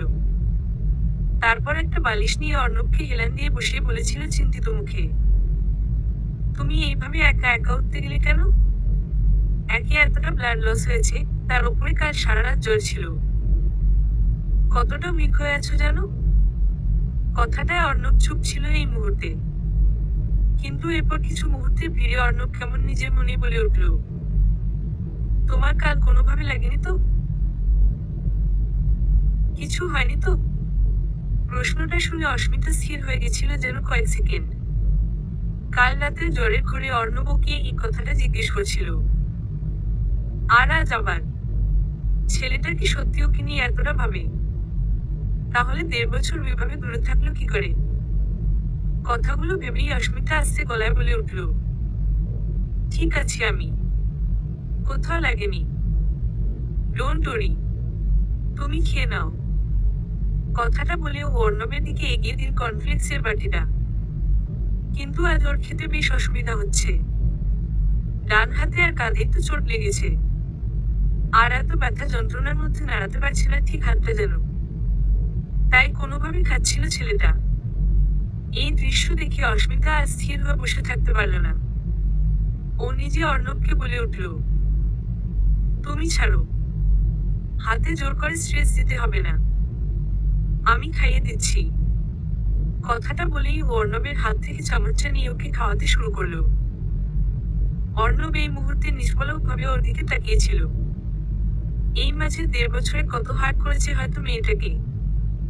তাও আজ এইভাবে সঙ্গে আছে অস্মিতা। এত চিন্তা ওকে নিয়ে। কথাটা ভেবে ও বলে উঠল খুব স্থির গলায়, তুমি কাল সারা রাত আমার সাথে ছিলে? এই প্রশ্নে অস্মিতা অল্প কথায় বলল, হ্যাঁ। কেন? কথাটায় অর্ণব কিছুটা এলোমেলো হয়ে বলল, কেন করতে গেলে এইসব? আমার সাথে সারা রাত একই বাড়িতে। পাড়াতে কিছু কিছু লোক আছে যারা এইসব শুনলে উল্টো পাল্টা কথা বলতে পারে। আর আমার জন্য তোমাকে এইসব শুনতে হবে এটা আমি চাই না। কথাগুলো এক নিঃশ্বাসে বলেছিল অর্ণব। কিন্তু এবার অস্মিতা বেশ শান্ত গলায় বলেছিল, কে কি ভাবলো তাতে আমার কিচ্ছু যায় আসে না। যদি লোকের কথা নিয়ে ভাবতাম তাহলে 1.5 বছর আগে ফ্যামিলির এগেনস্টে গিয়ে তোমার সাথে সম্পর্ক রাখতাম না। যাই হোক, সেসব পুরনো কথা। আর তোমার এই অবস্থা তো আমাকে বাঁচানোর জন্যই হয়েছে। তাই তোমাকে সুস্থ করার দায়িত্ব আমার। কথাগুলো কেমন সহজ কথায় বুঝিয়ে দিল অস্মিতা অর্ণবকে। তবে অর্ণব আজ কিছুটা বেহিসাবি হয়ে বলে উঠল, তার মানে শুধু আমি বাঁচিয়েছি বলেই এসেছো? যদি এমনি আমার কিছু হতো আসতে না এইভাবে? অস্মিতা, আমার জন্য কি মনে কোন ইমোশন কোন ফিলিংসই আর বাকি নেই? প্রশ্নগুলো শুনে অস্মিতাও আজ চুপ না থেকে বলে উঠেছিল, ফিলিংস ইমোশনস এইসবের কোনোদিন কোন দাম ছিল তোমার কাছে? একটা সময় তো এই দরজার বাইরেই আমি ঘন্টার পর ঘন্টা দাঁড়িয়েছিলাম শুধু একবার তোমাকে দেখবো বলে। তুমি কি সেদিন বেরিয়েছিলে? তাই আজ এইসব প্রশ্নের কোন মানে হয় না। যাই হোক, তোমার খাওয়া হয়ে গেছে, আমি আসছি। দুপুরে খাবার নিয়ে আসবো, সাবধানে থেকো। কথাগুলো বলে অস্মিতা নিজের মনে একটা দীর্ঘশ্বাস ফেলে বেরিয়ে গেছিল সেদিন ঘরটা থেকে। সেদিন এরপর দুপুরের দিকে খাবার নিয়ে এসেছিল অস্মিতা। অর্ণব ঘুমিয়ে পড়েছিল ক্লান্ত শরীরে সেই সময়। অস্মিতা যেন না চাইতেও এই মুহূর্তে স্থিরভাবে চেয়েছিল কিছুক্ষণ ওর দিকে। কি নিষ্পাপ শিশুর মতন মুখটা। কলেজে পড়ার সময় অর্ণবের এই নিষ্পাপ মুখটাই ওকে সব থেকে বেশি আকর্ষণ করত। মনে হতো হাত দিয়ে চুলগুলো ধরে কেটে দিক, তাহলে আরো বাচ্চাদের মতন লাগবে। কথাগুলো মনে পড়তেই আবার নিজেকে সামলালো অস্মিতা। পুরনো কথা কেন ভাবছে ও? এইসব ভাবনাগুলো থেকে দূরে থাকতে হবে। কথাটা ভেবেই ও আলতো স্বরে অর্ণবকে ডাকলো ঘুম থেকে। অর্ণব এই সময় চোখ খুলে অস্মিতাকে দেখে নিজের স্বপ্নের ঘর থেকে বেরিয়ে এসেছিল যেন। অস্মিতা এই সময় আস্তে গলায় বলেছিল, দুপুরের খাবার এনেছি তোমার জন্য, খেয়ে নাও। অর্ণব এই কথায় 2 সেকেন্ড চুপ থেকে বলেছিল, আমার জন্য এত কিছু না করলে চলবে, আমি তো এমনি ভীষণ খারাপ। অস্মিতা এটা শুনে বেশ ক্লান্ত স্বরে বলেছিল, আমি নতুন করে এই নিয়ে কোন কথা বলতে চাই না, এখন তোমার ওষুধ আছে, তাই প্লিজ তাড়াতাড়ি খেয়ে নাও। কথাগুলো বলতে বলতে অস্মিতা হঠাৎ খেয়াল করেছিল অর্ণবের হাতের ড্রেসিংটা থেকে রক্ত বেরোচ্ছে। অস্মিতা এই সময় কেমন এলোমেলো হয়ে বলেছিল, এ কি, তোমার ড্রেসিংটা থেকে তো ব্লাড বেরোচ্ছে, চেঞ্জ করতে হবে ওটা এক্ষুনি।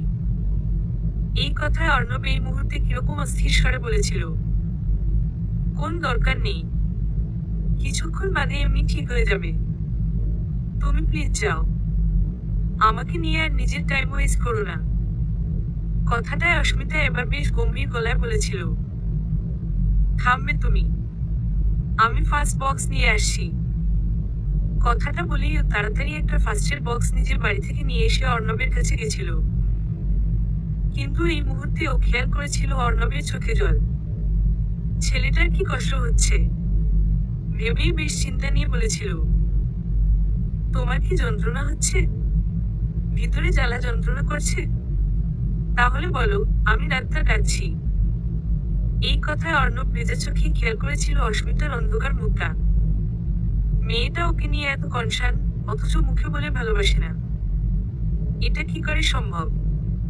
কথাগুলো ভেবেই ও আস্তে গলায় বলেছিল, ঠিক আছি আমি, ডোন্ট ওরি। কথাটা শুনে অস্মিতা এবার অর্ণবের হাত থেকে ব্যান্ডেজটা খুলে দেখেছিল ওর দগদগে কাটা জায়গাগুলো। দৃশ্যটা দেখে অস্মিতা কেমন থমকে গেছিল যেন। মনে হচ্ছিল এই যন্ত্রণার মধ্যে কি ও ছেলেটার সাথে রেগে রেগে কথা বলে ফেলছে। এটা ঠিক করছে না। অর্ণবকে এই সময় কোনোভাবেই হার করা উচিত না। তাই ড্রেসিং করার পর খুব নরম স্বরেই বলেছিল, আমি তোমাকে খাইয়ে দিচ্ছি, ডান হাতটা বেশি নাড়াতে হবে না, তাহলে ব্লিডিং হতে পারে। কথাটায় অর্ণব আর কিছু বলেনি, চুপ করে খেয়ে নিচ্ছিল এরপর। কিন্তু অস্মিতার এলোমেলো চুলগুলো যখন চোখের সামনে আসছিল বারবার, অর্ণব সেই সময় আগের মতন হঠাৎ কিছু না বলে অস্মিতার চুলটা আলতোভাবে সরিয়ে দিয়েছিল ওর কপাল থেকে। এই মুহূর্তে দুজনেই যেন কেমন স্থির হয়ে গিয়েছিল সময়টায়। অস্মিতার অভিমানের পাহাড়টা যেন ধীরে ধীরে গলতে শুরু করেছিল হঠাৎ। এই ছেলেটা আরেকবার এসে মনটা ছুঁয়ে যাচ্ছিল। তবে পরের দিন দুপুরে অর্ণবকে খাবার দিতে গিয়ে অস্মিতার পাটা থমকে গেছিল। অর্ণবের ঘরে তিতলি। মেয়েটা স্যুপ, নুডলস এইসব নিয়ে এসে কি আদিক্ষেতা শুরু করেছে। বেশ আলতো মিষ্টি স্বরেই অর্ণবের প্রায় গায়ের ওপর উঠে বলছে, অর্ণব দা, আমি 2 দিন মামার বাড়ি গেলাম, আরে কি অবস্থা হলো তোমার। ইস, কতটা লেগেছে। যাই হোক, আমি এরপর তোমার দেখাশোনা করব। দেখো, তোমার জন্য স্যুপ নুডলস নিজের হাতে বানিয়ে নিয়ে এসেছি। এইরকম শরীর খারাপের সময় একটু টেস্টি খাবার খেলে মনটা ভালো হয়ে যায়। কথাটা বলেই তিতলি আলতো করে হাত ধরেছিল অর্ণবের। কিন্তু এটা দেখে অস্মিতার পা থেকে মাথা অব্দি জ্বলে গেছিল যেন। দরজার সামনে কিরকম পাথরের মূর্তির মতন দাঁড়িয়েছিল। এদিকে অর্ণব এই মুহূর্তে অস্মিতাকে খেয়াল করেই কেমন লোক গিলেছিল। ভয়েতে গলা শুকিয়ে আসছে ওর। এই 2 দিনে যা ও বা বরফ হলেছিল, এই তিতলির চোখ করে সবটা আবার না আগের মতন রুক্ষ সূক্ষ্ম হয়ে যায়। কথাটা ভেবেই অর্ণব তাড়াতাড়ি নিজের হাতটা তিতলির থেকে ছাড়িয়ে নিয়ে বেশ জোর গলায় বলেছিল, এ কি অস্মিতা, তুমি বাইরে দাঁড়িয়ে কেন, ভেতরে এসো, লাঞ্চ এনেছো তো আমার। কেমন বিগলিত স্বরে কথাগুলো বলেছিল অর্ণব। অস্মিতা এটা শুনে বেশ কঠিন মুখ করেই ভেতরে এসেছিল। তবে তিতলি ওকে দেখে সঙ্গে সঙ্গেই জিজ্ঞাসা করে উঠেছিল, এ কি অস্মিতা দি, তুমি এখানে। এই প্রশ্নে অস্মিতার যেন ধৈর্যচ্যুতি ঘটেছিল। ও এবার বেশ তীক্ষ্ণ স্বরে বলেছিল, কেন তিতলি, এখানে আসতে গেলে কি তোমার পারমিশন নিতে হবে। এই কথায় অর্ণব বুঝেছিল পারদ চড়ছে। তাই নিজেই বলে উঠেছিল, এ বাবা, এসব কি কথা? আর অস্মিতা ছিল বলেই তো আমি সুস্থ হয়েছি। ও যদি আমার খেয়াল না রাখতো তাহলে এত তাড়াতাড়ি রিকভার করতামই না। কথাগুলো শুনে অস্মিতা ভদ্রতার হাসি হেসে বলেছিল, থাক, হয়েছে। যাই হোক, আমি দুপুরে খাবার দিতে এসেছিলাম, কিন্তু এখন তো দেখছি তিতলি বেশ ভালো ভালো টেস্টি খাবার রান্না করে এনেছে তোমার জন্য। তাই আজ আমি খাবারটা নিয়ে গেলাম, তুমি বরং এইসবই খাও। অস্মিতার কথাটা শেষ হতেই তিতলি বেশ জোর দিয়ে বলল, হ্যাঁ অস্মিতা দি, সেই বরং ভালো। তুমি এখন এসো, আর চিন্তা করো না, আমি তো আছি অর্ণবদার সাথে। কথাটা শুনে অস্মিতার মুখের পেশি শক্ত হয়ে গেছিল। তাও সেই ভদ্রতার হাসি হেসে বলল, হ্যাঁ হ্যাঁ, আমার চিন্তার কি আছে, তুমি তো আছোই অর্ণবের সাথে। আমি আসছি। কথাগুলো বলেই অস্মিতা চলে যাচ্ছিল। তখনই অর্ণব বলে উঠল কিরকম কাতর স্বরে, কোথায় যাচ্ছ তুমি? আর আমার এইসব স্যুপ নুডলস ভালো লাগে না, তুমি যেই খাবারটা এনেছো সেটাই। না, ওর কথাটাকে শেষ হতে না দিয়েই অস্মিতা বলে উঠল এবার, থাক না অর্ণব, তিতলি এত ভালোবেসে রান্না করে এনেছে শুধুমাত্র তোমার জন্য, তুমি আজ ওটাই খাও। কথাগুলো বলে আর কোন উত্তরের অপেক্ষা না করেই অস্মিতা চলে গেছিল সেই মুহূর্তে। কান মাথা যেন জ্বালা করছে এখন তাকে। নিজের ওপরই রাগ হচ্ছে আরো বেশি। কেন আনতে গেল শুধু শুধু এইসব খাবার? অর্ণবের খেয়াল রাখার মতো তো অনেকে আছে। কথাগুলো ভাবতে ভাবতেই সেদিন ফিরে এসেছিল বাড়ি। তবে অর্ণবের মনটা অন্ধকার হয়ে গিয়েছিল। ও আজ আর তিতলিকে সহ্য করতে পারছিল না যেন এরপর। এই মেয়েটার বাড়াবাড়ির জন্যই অস্মিতা চলে গেল। কথাটা ভেবেই অর্ণব তিতলিকে বলে উঠেছিল, তুমি প্লিজ এসো এবার, আমাকে একটু একা থাকতে দাও। আর এইসব খাবারও নিয়ে যাও প্লিজ, আমার খেতে ইচ্ছে করছে না। কথাগুলো শুনে তিতলি বেশ ম্লান মুখে বলেছিল, কিন্তু আমি এইসব। ওর কথাটাকে শেষ হতে না দিয়েই অর্ণব বলেছিল, তিতলি প্লিজ, আমার খুব ক্লান্ত লাগছে, আমি একটু ঘুমোতে চাই। না, এরপর আর তিতলি কিছু বলতে পারেনি, চলে গেছিল চুপচাপ। সেদিন এরপর অর্ণব সারা দুপুর না খেয়েছিল। এদিকে আজ ষষ্ঠী, ঢাকের কাঠি বাজতে শুরু করেছে মণ্ডপে। কিন্তু অর্ণবের মনটা ভীষণ খালি খালি লাগছে এর মধ্যে। শুধু অস্মিতার কথা মনে পড়ছে। মেয়েটা ভীষণ রেগে চলে গেছে আজ। কে জানে এরপর আর কথা বলবে কিনা। এইসব ভাবনার ভিড়ে অর্ণব আর স্থির হয়ে বসে থাকতে পারল না ঘরে। সন্ধ্যেবেলা যখন ষষ্ঠীর পুজো শুরু হয়েছে, অর্ণব কোনোভাবে উঠে রেডি হয়েছিল একটু। তারপর ব্যথা যন্ত্রণা নিয়ে হাজির হয়েছিল মণ্ডপে। এখানে নিশ্চয়ই অস্মিতা আসবে, একবার অন্তত দেখতে তো পারবে। তবে সেদিন মণ্ডপে অস্মিতা যে মুহূর্তে অর্ণবকে দেখেছিল ও আর নিজেকে স্থির রাখতে পারেনি। ছেলেটার কি মাথা পুরো খারাপ হয়ে গেছে? এই একদিন আগে এত বড় অ্যাক্সিডেন্ট হলো, ওরকম ধুম জ্বর এসেছিল, সেই ব্যথা যন্ত্রণা নিয়ে মণ্ডপে হাজির হয়েছে। অন্তত আর একটা দিন তো রেস্ট নেবে। কথাটা ভেবেই বেশ রাগি রাগি মুখ করে অস্মিতা এসেছিল অর্ণবের কাছে সঙ্গে সঙ্গে। তারপর বেশ শাসন করে বলে উঠেছিল, তোমার কি মাথা খারাপ হয়ে গেছে? এই শরীরে এখনই উঠে মণ্ডপে চলে এলে? কাল অব্দিও তো মাথা ঘুরছিল, হাতে মাঝে মাঝে ব্লিডিং হচ্ছে। অন্তত আর একটা দিন বাড়িতে থেকে রেস্ট নিতে কি হয়? এই প্রশ্নে অর্ণব বেশ রাগ দেখিয়ে নিজেও বলে উঠেছিল, তাহলে কি করব? তুমি যেভাবে দুপুরে বাড়ি থেকে বেরিয়ে এলে, এরপর আমার ফোন মেসেজ কিছু রিপ্লাই দিচ্ছ না, তাই তোমার দেখা পেতে আমাকে মণ্ডপে আসতেই হতো। কথাটা শুনে অস্মিতা কি বলবে আর ঠিক ভেবে পেল না। তাই সেই শাসনের সুরেই বলল, বাড়ি চলো এখন, এইখানে এইভাবে এই শরীরে দাঁড়িয়ে থেকো না। এই কথায় অর্ণব পর করে একটা শর্ত চাপিয়ে দিয়ে বলল, বাড়ি তখনই যাব যদি তুমি আমার সাথে যাও, নইলে আমি এখানেই দাঁড়িয়ে থাকবো। সে আমার হাতে কাঁধে যতই যন্ত্রণা হোক। কথাগুলো শুনে অস্মিতার মুখটা অন্ধকার হয়ে গেল। ছেলেটার মাথাটা সত্যিই খারাপ হয়ে গেছে। এখন সাথে যেতেই হবে, নইলে হয়তো জেদ ধরে এখানেই দাঁড়িয়ে থাকবে এই অবস্থায়। কথাগুলো ভেবে অস্মিতা বলে উঠল শান্ত গলায়, ঠিক আছে, আমি যাচ্ছি, চলো এবার। সেদিন এটা শোনার পর অর্ণবের মনে শান্তি। যাই হোক, এরপর ও আর কোন তর্ক করেনি। ভালো ছেলের মতন বাড়ি চলে এসেছিল। কিন্তু বাড়ি এসে অস্মিতা থমকে গেছিল। দুপুরের ওষুধ যেরকম ছিল সেরকম পড়ে আছে টেবিলে। দৃশ্যটা দেখে অস্মিতা বেশ অস্থির হয়ে বলল, এটা কি? তুমি দুপুরের ওষুধ খাওনি? তিতলি এত স্যুপ আর নুডলস খাওয়ালো, এদিকে ওষুধটা খাওয়ার কথা মনে করেনি একবার? এই প্রশ্নে অর্ণব আস্তে গলায় বলে উঠল, দুপুরে কিছু খাইনি আমি, তাই আর ওষুধ খাইনি। এটা শুনে অস্মিতা কিরকম চুপ হয়ে গেছিল 2 সেকেন্ড। তারপর থমকে থাকা গলায় বলেছিল, কিছু খাওনি মানে? তিতলি যে ওইসব খাবার।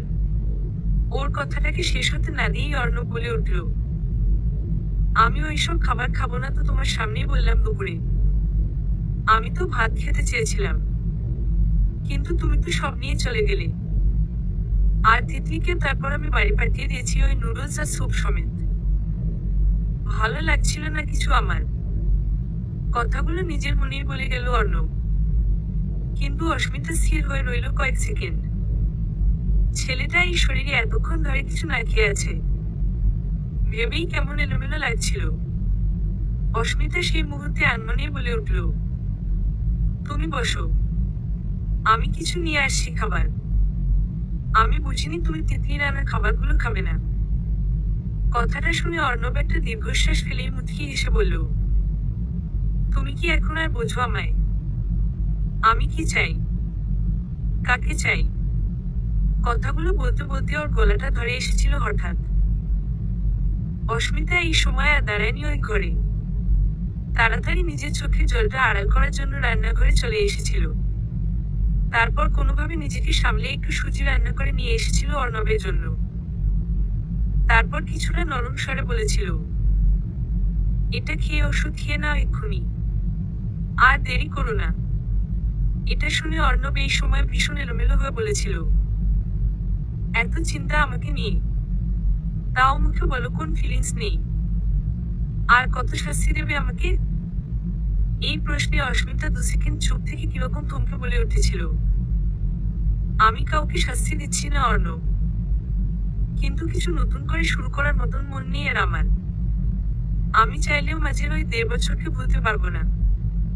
কথাগুলো বলেই অস্মিতা চলে যাচ্ছিল আজ, কিন্তু পারল না। অর্ণব এখন কেমন বেহিসাবি হয়ে ওর হাতটা ধরে ফেললো হঠাৎ। তারপর অস্মিতাকে জোর করে নিজের খুব কাছে টেনে নিয়ে ওর নরম ঠোঁটে নিজের ঠোঁট রাখলো আলতো করে। অস্মিতা যেন স্থির হয়ে রইল এই মুহূর্তে। চোখ থেকে নিজের অজান্তেই গড়িয়ে এলো জল।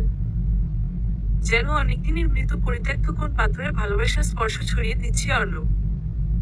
অস্মিতা সেই স্পর্শে হারিয়ে গিয়ে চোখ দুটো বন্ধ করে ফেলল নিজের। হাতটা মুঠো হয়ে এলো ওর আপনা আপনি। বুকের মধ্যে গলা পাকানো যন্ত্রণাগুলো এক নিমিষে বৃষ্টিতে ভিজে গেল হঠাৎ। অস্মিতা এই সময় কিছুতেই নিজের মনের বিরুদ্ধে গিয়ে অর্ণবকে সরিয়ে দিতে পারল না নিজের কাছ থেকে। বরং মন আঁকড়ে ধরতে চাইল এই ছেলেটাকে আরেকবার, নিজের সর্বস্ব দিয়ে। এইভাবে কিছু মুহূর্ত পার হয়ে যাওয়ার পর অর্ণব নিজেকে সামলালো কোনোভাবেই। অস্মিতাও মুহূর্তটা থেকে বেরিয়ে এলো যেন বাস্তবে। তবে এই ঠোঁটের স্পর্শ আর এতদিনের জমানো অভিমানকে ভেঙে ফেলেছে অবচেতনে। যদিও অস্মিতা আর এরপর অর্ণবের চোখের দিকে তাকায়নি, কোনোভাবে ওকে এড়িয়ে বেরিয়ে এসেছিল বাইরে। তবে অর্ণব আজ স্পষ্ট বুঝেছিল মেয়েটা ওকে ভালোবাসে ভীষণ। এই 1.5 বছর দূরত্ব তৈরি করলেও অস্মিতার মন থেকে ওকে মুছতে পারেনি। আর এইভাবে অর্ণব এক পা করে এগিয়ে ঠিক এই মেয়েটার সাথে এক আলো বর্ষ সমান দূরত্বগুলোকে শেষ করবে, ভালোবাসবে আবার নতুন করে। এর পরের দিনের সকাল বাঙালি জীবনে সপ্তমী নিয়ে এলো। অর্ণবের শরীর আজ বেশ ভালোই, সাথে মনটাও। যদিও অস্মিতা কেমন এলোমেলো হয়েছে কাল সন্ধ্যের পর থেকে। অর্ণবের সাথে এটা কি করে ফেললো? একবারও নিজেকে আটকানোর চেষ্টা করলো না। এতদিনের এত শক্ত দেয়ালটা কাল এভাবে ভেঙে ফেললো। তাহলে কি অস্মিতা আজও মনে মনে অর্ণবকেই চায়? ওর সাথেই জুড়ে থাকতে চায়? প্রশ্নগুলো বারবার করছিল মন দিয়ে। তার উপরে আজ ওদের ফাংশনের দিন। এখন তো ছেলেটার মুখোমুখি হতেই হবে। যতই সকাল থেকে বাড়ি বসে থাকুক, সন্ধেবেলা তো সেই মণ্ডপে যেতেই হবে।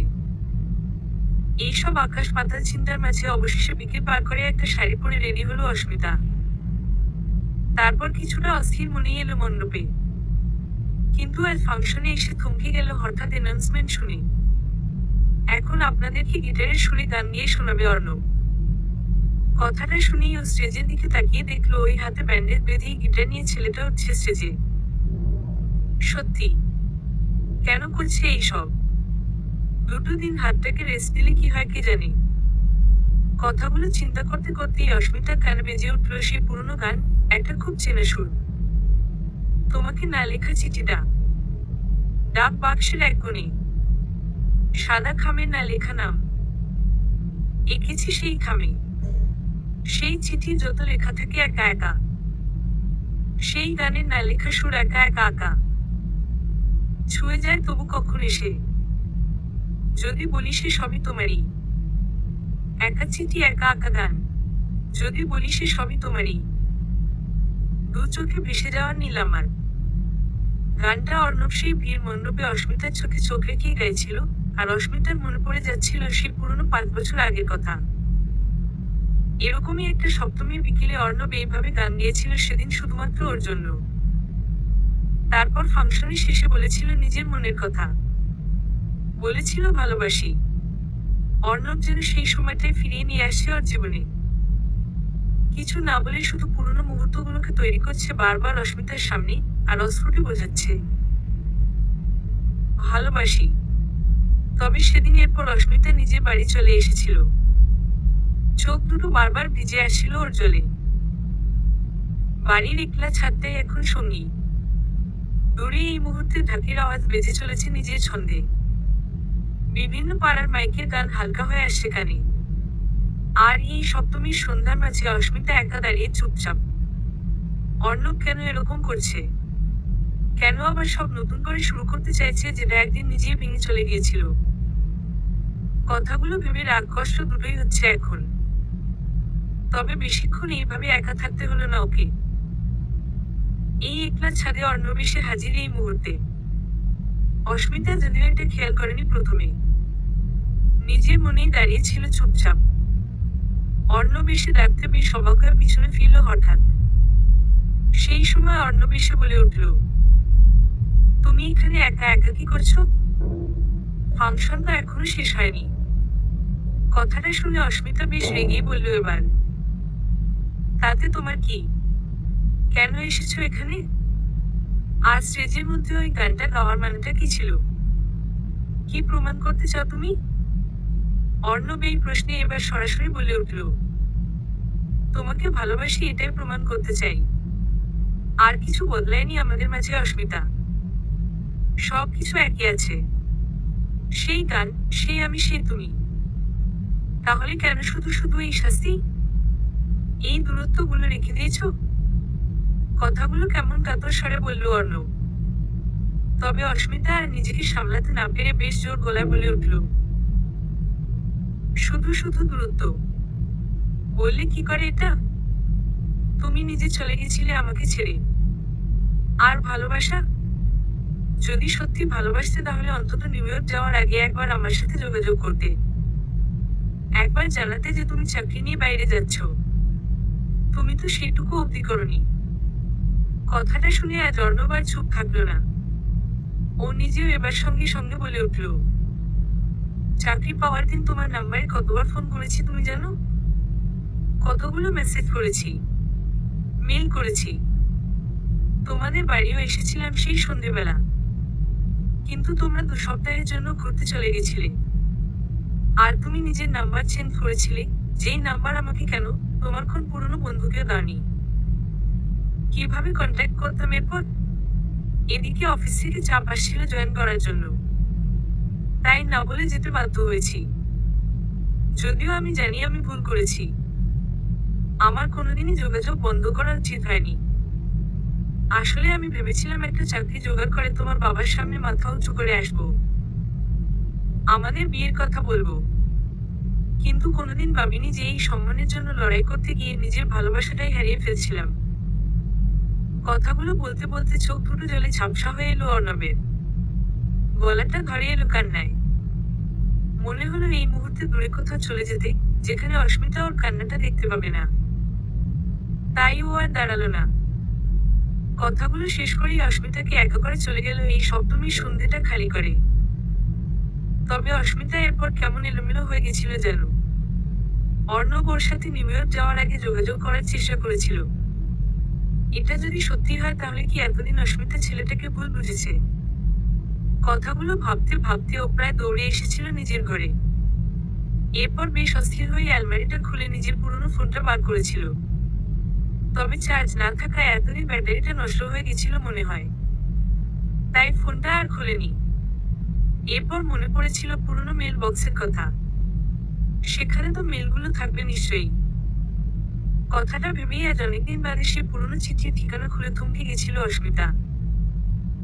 অর্ণবের কত মেল কত মেসেজ এখানে বাক্স বন্দী হয়ে পড়েছিল এতদিন।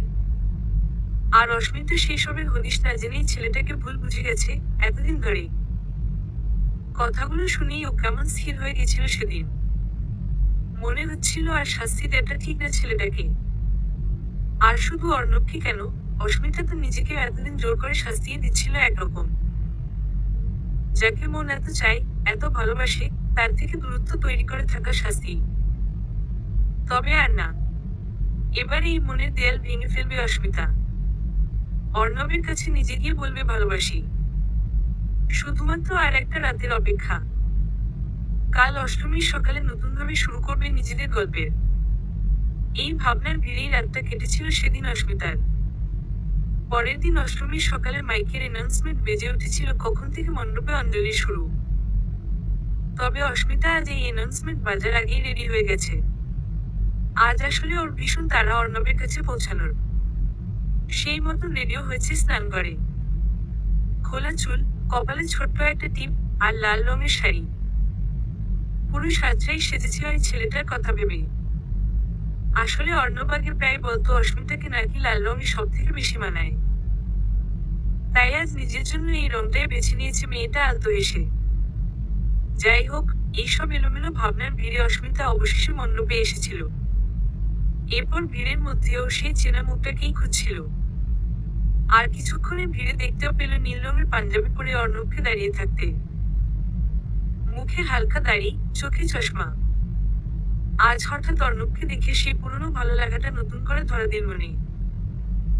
অস্মিতা ভাবলো এবার চুপ করে ভিড়ের মধ্যে অর্ণবের পাশে গিয়ে ওর হাতটা ধরবে নিঃশব্দে। কিছু না বলেই বুঝিয়ে দেবে মনের কথা। সেই মতন আলতো পায়ে এগিয়ে গিয়েছিল ও অর্ণবের কাছে। তবে ছেলেটার পাশে আসতেই ভাবনাগুলো সব ওলট পালট হয়ে গেল। ওদের দুজনের মাঝখানে হঠাৎ তিতলি এসে হাজির। নীল রঙের শাড়ি পরে গুচ্ছের মেকআপ করে তিতলি পরি সেজে অর্ণবের পাশে এসে বলল, হ্যাপি অষ্টমী অর্ণবদা। আজ কি লাগছে তোমাকে? কেউই দেখে চোখ সরাতে পারবে না। তবে কথাটা শুনে ততক্ষণে অর্ণবের চোখ সরে অস্মিতার দিকে চলে গেছে। মেয়েটা কেমন থম মেরে ওদের দিকে তাকিয়ে এখন। দৃশ্যটা দেখে একবার ঢোক গিলল অর্ণব। তবে তিতলি এরপরও না থেমে বলে উঠল, তুমি বললে না তো আমাকে কেমন লাগছে শাড়ি পরে? এই কথায় অর্ণব কি বলবে বুঝতে না পেরে আধো আধো স্বরে বলল, কেমন আবার লাগবে? যেমন লাগে সেরকমই লাগছে। এই কথায় তিতলি বেশ জোর করে হেসে অর্ণবের গায়ে হাত দিয়ে বলল, সত্যি অর্ণবদা, তুমি না কেমন একটা। একটু ভালো করে কমপ্লিমেন্টও দিতে পারো না। কিন্তু এটাই তো আমার বেস্ট লাগে। তুমি সব ছেলেদের মতন না, কতটা আলাদা। কথাগুলো পাশ থেকে অস্মিতা শুনে কেমন তার মাথা জ্বলে উঠছিল ওর। তবে এরপর তিতলি আবার বলে উঠল, একটা জিনিস কি তুমি খেয়াল করেছো আমাদের মধ্যে কমন আজ? বলো তো কি? এই প্রশ্নে অর্ণব কিছু বুঝতে না পেরে বলল, কমন মানে কি আবার কমন? কথাটায় তিতলি আলতো হেসে বলে উঠল, তুমিও নীল, আমিও নীল। তোমার নীল পাঞ্জাবি, আমার নীল শাড়ি, পুরো ম্যাচিং। এগুলোকে কিন্তু বলে কপাল গোলস। কথাগুলো বলতে বলতে অর্ণবের গায়ে হাত রেখে কেমন রোমান্টিক দৃষ্টিতে তাকালো ওর দিকে। কিন্তু এইসব দেখে অস্মিতার আর সহ্য হলো না যেন। কেমন ধৈর্যচ্যুতি ঘটে গেল। তাই আর এক সেকেন্ডও অপেক্ষা না করে ও ভিড়ের মধ্যে দূরে চলে গেল অর্ণবের কাছ থেকে। রাগে কার মাথা সারা শরীর যেন জ্বলছে। এরপর অঞ্জলির মন্ত্রোচ্চারণ শুরু হওয়ায় অস্মিতা সেটাতেই মন্দির। সেদিন এরপর অঞ্জলি শেষে আর অর্ণবের সাথে দেখা না করেই চলে যাচ্ছিল অস্মিতা বাড়ি। তবে গুলির মুখে হঠাৎ অর্ণব পিছন থেকে এসে হাতটা ধরে বলল, কি হলো? কথাবার্তা কিছু না বলে চলে যাচ্ছ যে? এই কথায় অস্মিতা এবার বেশ রেগে নিজের হাতটা ছাড়িয়ে নিয়ে বলল, কথা? তোমার সাথে আমার কোন কথা নেই। আমি তো আজকে সব ঝামেলা মান অভিমান মিটিয়ে নেব বলেই এসেছিলাম, কিন্তু আসার পর মণ্ডপে যা দেখলাম। ওই তিতলি মেয়েটা তোমার সাথে তো পুরো ফেবিস্টিক লাগিয়ে জুড়ে আছে। এরপর আর আমার কোন কথা নেই তোমার সাথে। আর তোমার কাছে অন্য কোন রঙের জামা ছিল না? একেবারে নীল পাঞ্জাবি পরেই আসতে হলো? ভেবেই গা জ্বলে যাচ্ছে আমার। এই কথায় অর্ণব হোঁচট খেয়ে বলল, নীল পাঞ্জাবি? আমি কি করে জানবো তিতলিও একই রঙের শাড়ি পরে চলে আসবে? এই কথায় অস্মিতা বেশ অভিমানের সুরে বলল, সেই, তুমি তো কিছুই জানো না। যাই হোক, আমার ধারের কাছেও আর ঘেঁষবে না কখনো। থাকো তুমি তোমার তিতলিকে নিয়ে। কথাগুলো এক নিঃশ্বাসে বলে জোরে পা চালিয়ে চলে গেল অস্মিতা নিজের বাড়ি। কিন্তু অর্ণব কেমন থম মেরে দাঁড়িয়ে রইল এক জায়গায়। অস্মিতা তার মানে সব ঠিক করতে এসেছিল আজ মণ্ডপে। এদিকে এই তিতলির বাড়াবাড়ির জন্য সবটা ভেসে গেল। না, এইভাবে চললে হবে না। আজ একটা হেস্তনেস্ত করতেই হবে ওকে। সেদিন কথাগুলো ভেবেই সন্ধেবেলা ওদের পাড়ার ছোট পার্কটায় তিতলিকে রেখেছিল। তিতলি তো এই নিমন্ত্রণ পেয়ে লাফাচ্ছিল মনে মনে। তাহলে কি অর্ণব আর স্পেশাল কিছু বলবে ওকে? তাই এইভাবে আলাদা রাখলো। ভেবেই ভীষণ সেজে গুজে হাজির হয়েছিল পার্কে। তবে অর্ণব আর দেখা আসেনি। অস্মিতাদের বাড়ি গিয়ে ওকে রীতিমতো জোর করে টেনে টেনে নিয়ে এসেছে পার্কে। কিন্তু তিতলি এই দৃশ্যটা দেখে ভ্রুটা কুঁচকে ফেলেছিল নিজের। হঠাৎ এই অস্মিতাদির সাথে কেন এলো অর্ণবদা? কথাটা ভাবতেই অর্ণব অস্মিতা আর তিতলিকে মুখোমুখি দাঁড় করিয়ে বলে উঠেছিল তিতলির দিকে তাকিয়ে, তিতলি, এই হলো অস্মিতা। আর আমি ওকেই ভালোবাসি।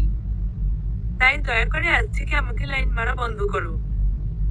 কথাগুলো শুনে তিতলি আকাশ থেকে পড়ে বলেছিল, মানে, এটা বলার জন্য তুমি আমাকে পার্কে রেখেছিলে? তার জন্য আমি 3 ঘন্টা ধরে সাজলাম। আর কি আছে অস্মিতাদির মধ্যে যেটা আমার মধ্যে নেই? এই কথায় অর্ণব ক্লান্ত স্বরেই বলেছিল, প্রথমত, কে বলেছিল তোমাকে এত সাজতেন? আর দ্বিতীয়ত, কি আছে অস্মিতার মধ্যে আমি জানি না। আমি শুধু জানি আমার শুধু ওকেই দরকার। এই মানুষটাকে ছাড়া আমার সবকিছু ইনকমপ্লিট। আর অস্মিতা আমার কাছে সবার থেকে আলাদা। কথাগুলো বলতে বলতে অর্ণব কেমন স্থির হয়ে যাচ্ছিল অস্মিতাকে দেখে। এই সময় অস্মিতাও বক্রুদ্ধ হয়ে গিয়েছিল। অর্ণব ওকে এতটা ভালোবাসে। কথাটা ভাবতেই খেয়াল করলো তিতলি আর কোন কথা না বাড়িয়ে ঠোঁট ফুলিয়ে চলে গেল নিজের মতন। অর্ণব এবার অস্মিতার হাত ধরে বলল, হয়েছে শান্তি? এবার আর কেউ কোন দিক থেকে আমাকে লাইন মারবে না। এবার তো রাগটা ভুলে সব মিটিয়ে নেওয়া যায়। নাকি এবার আমাকে কান ধরে ওর বশ করতে হবে? এই প্রশ্নে অস্মিতা আর কোন উত্তর দিল না। হঠাৎ কিছু না বলে ভীষণভাবে জড়িয়ে ধরল অর্ণবকে। নিজের সর্বস্ব দিয়ে যেন আঁকড়ে ধরতে চাইলে ছেলেটাকে। এতদিনের সব দূরত্ব ভেঙে ভালোবাসতে চাইল আবার নতুন করে। এই অষ্টমীর সন্ধ্যেতে আলতো করে ছোঁয়া দিয়ে নিজের ঠোঁট অর্ণবের ঠোঁটে। তারপর খুব জোর দেখিয়ে বলে উঠল, তুমি আমার, শুধু আমার। বুঝেছ? অর্ণব এই কথার উত্তরে আলতো হেসে বলে উঠল, তোমারই তো হতে চাই সারা জীবন। সেদিন এই গল্পের মাঝে একটা গান বেজে উঠল পাড়ার মাইকে। তোমায় হৃদমাঝারে রাখিব, ছেড়ে দিব না। আর এই গানের লাইনগুলোর সাথে যেন মিলে গেল অস্মিতা আর অর্ণবের জীবনের গল্পটাও। সমাপ্ত।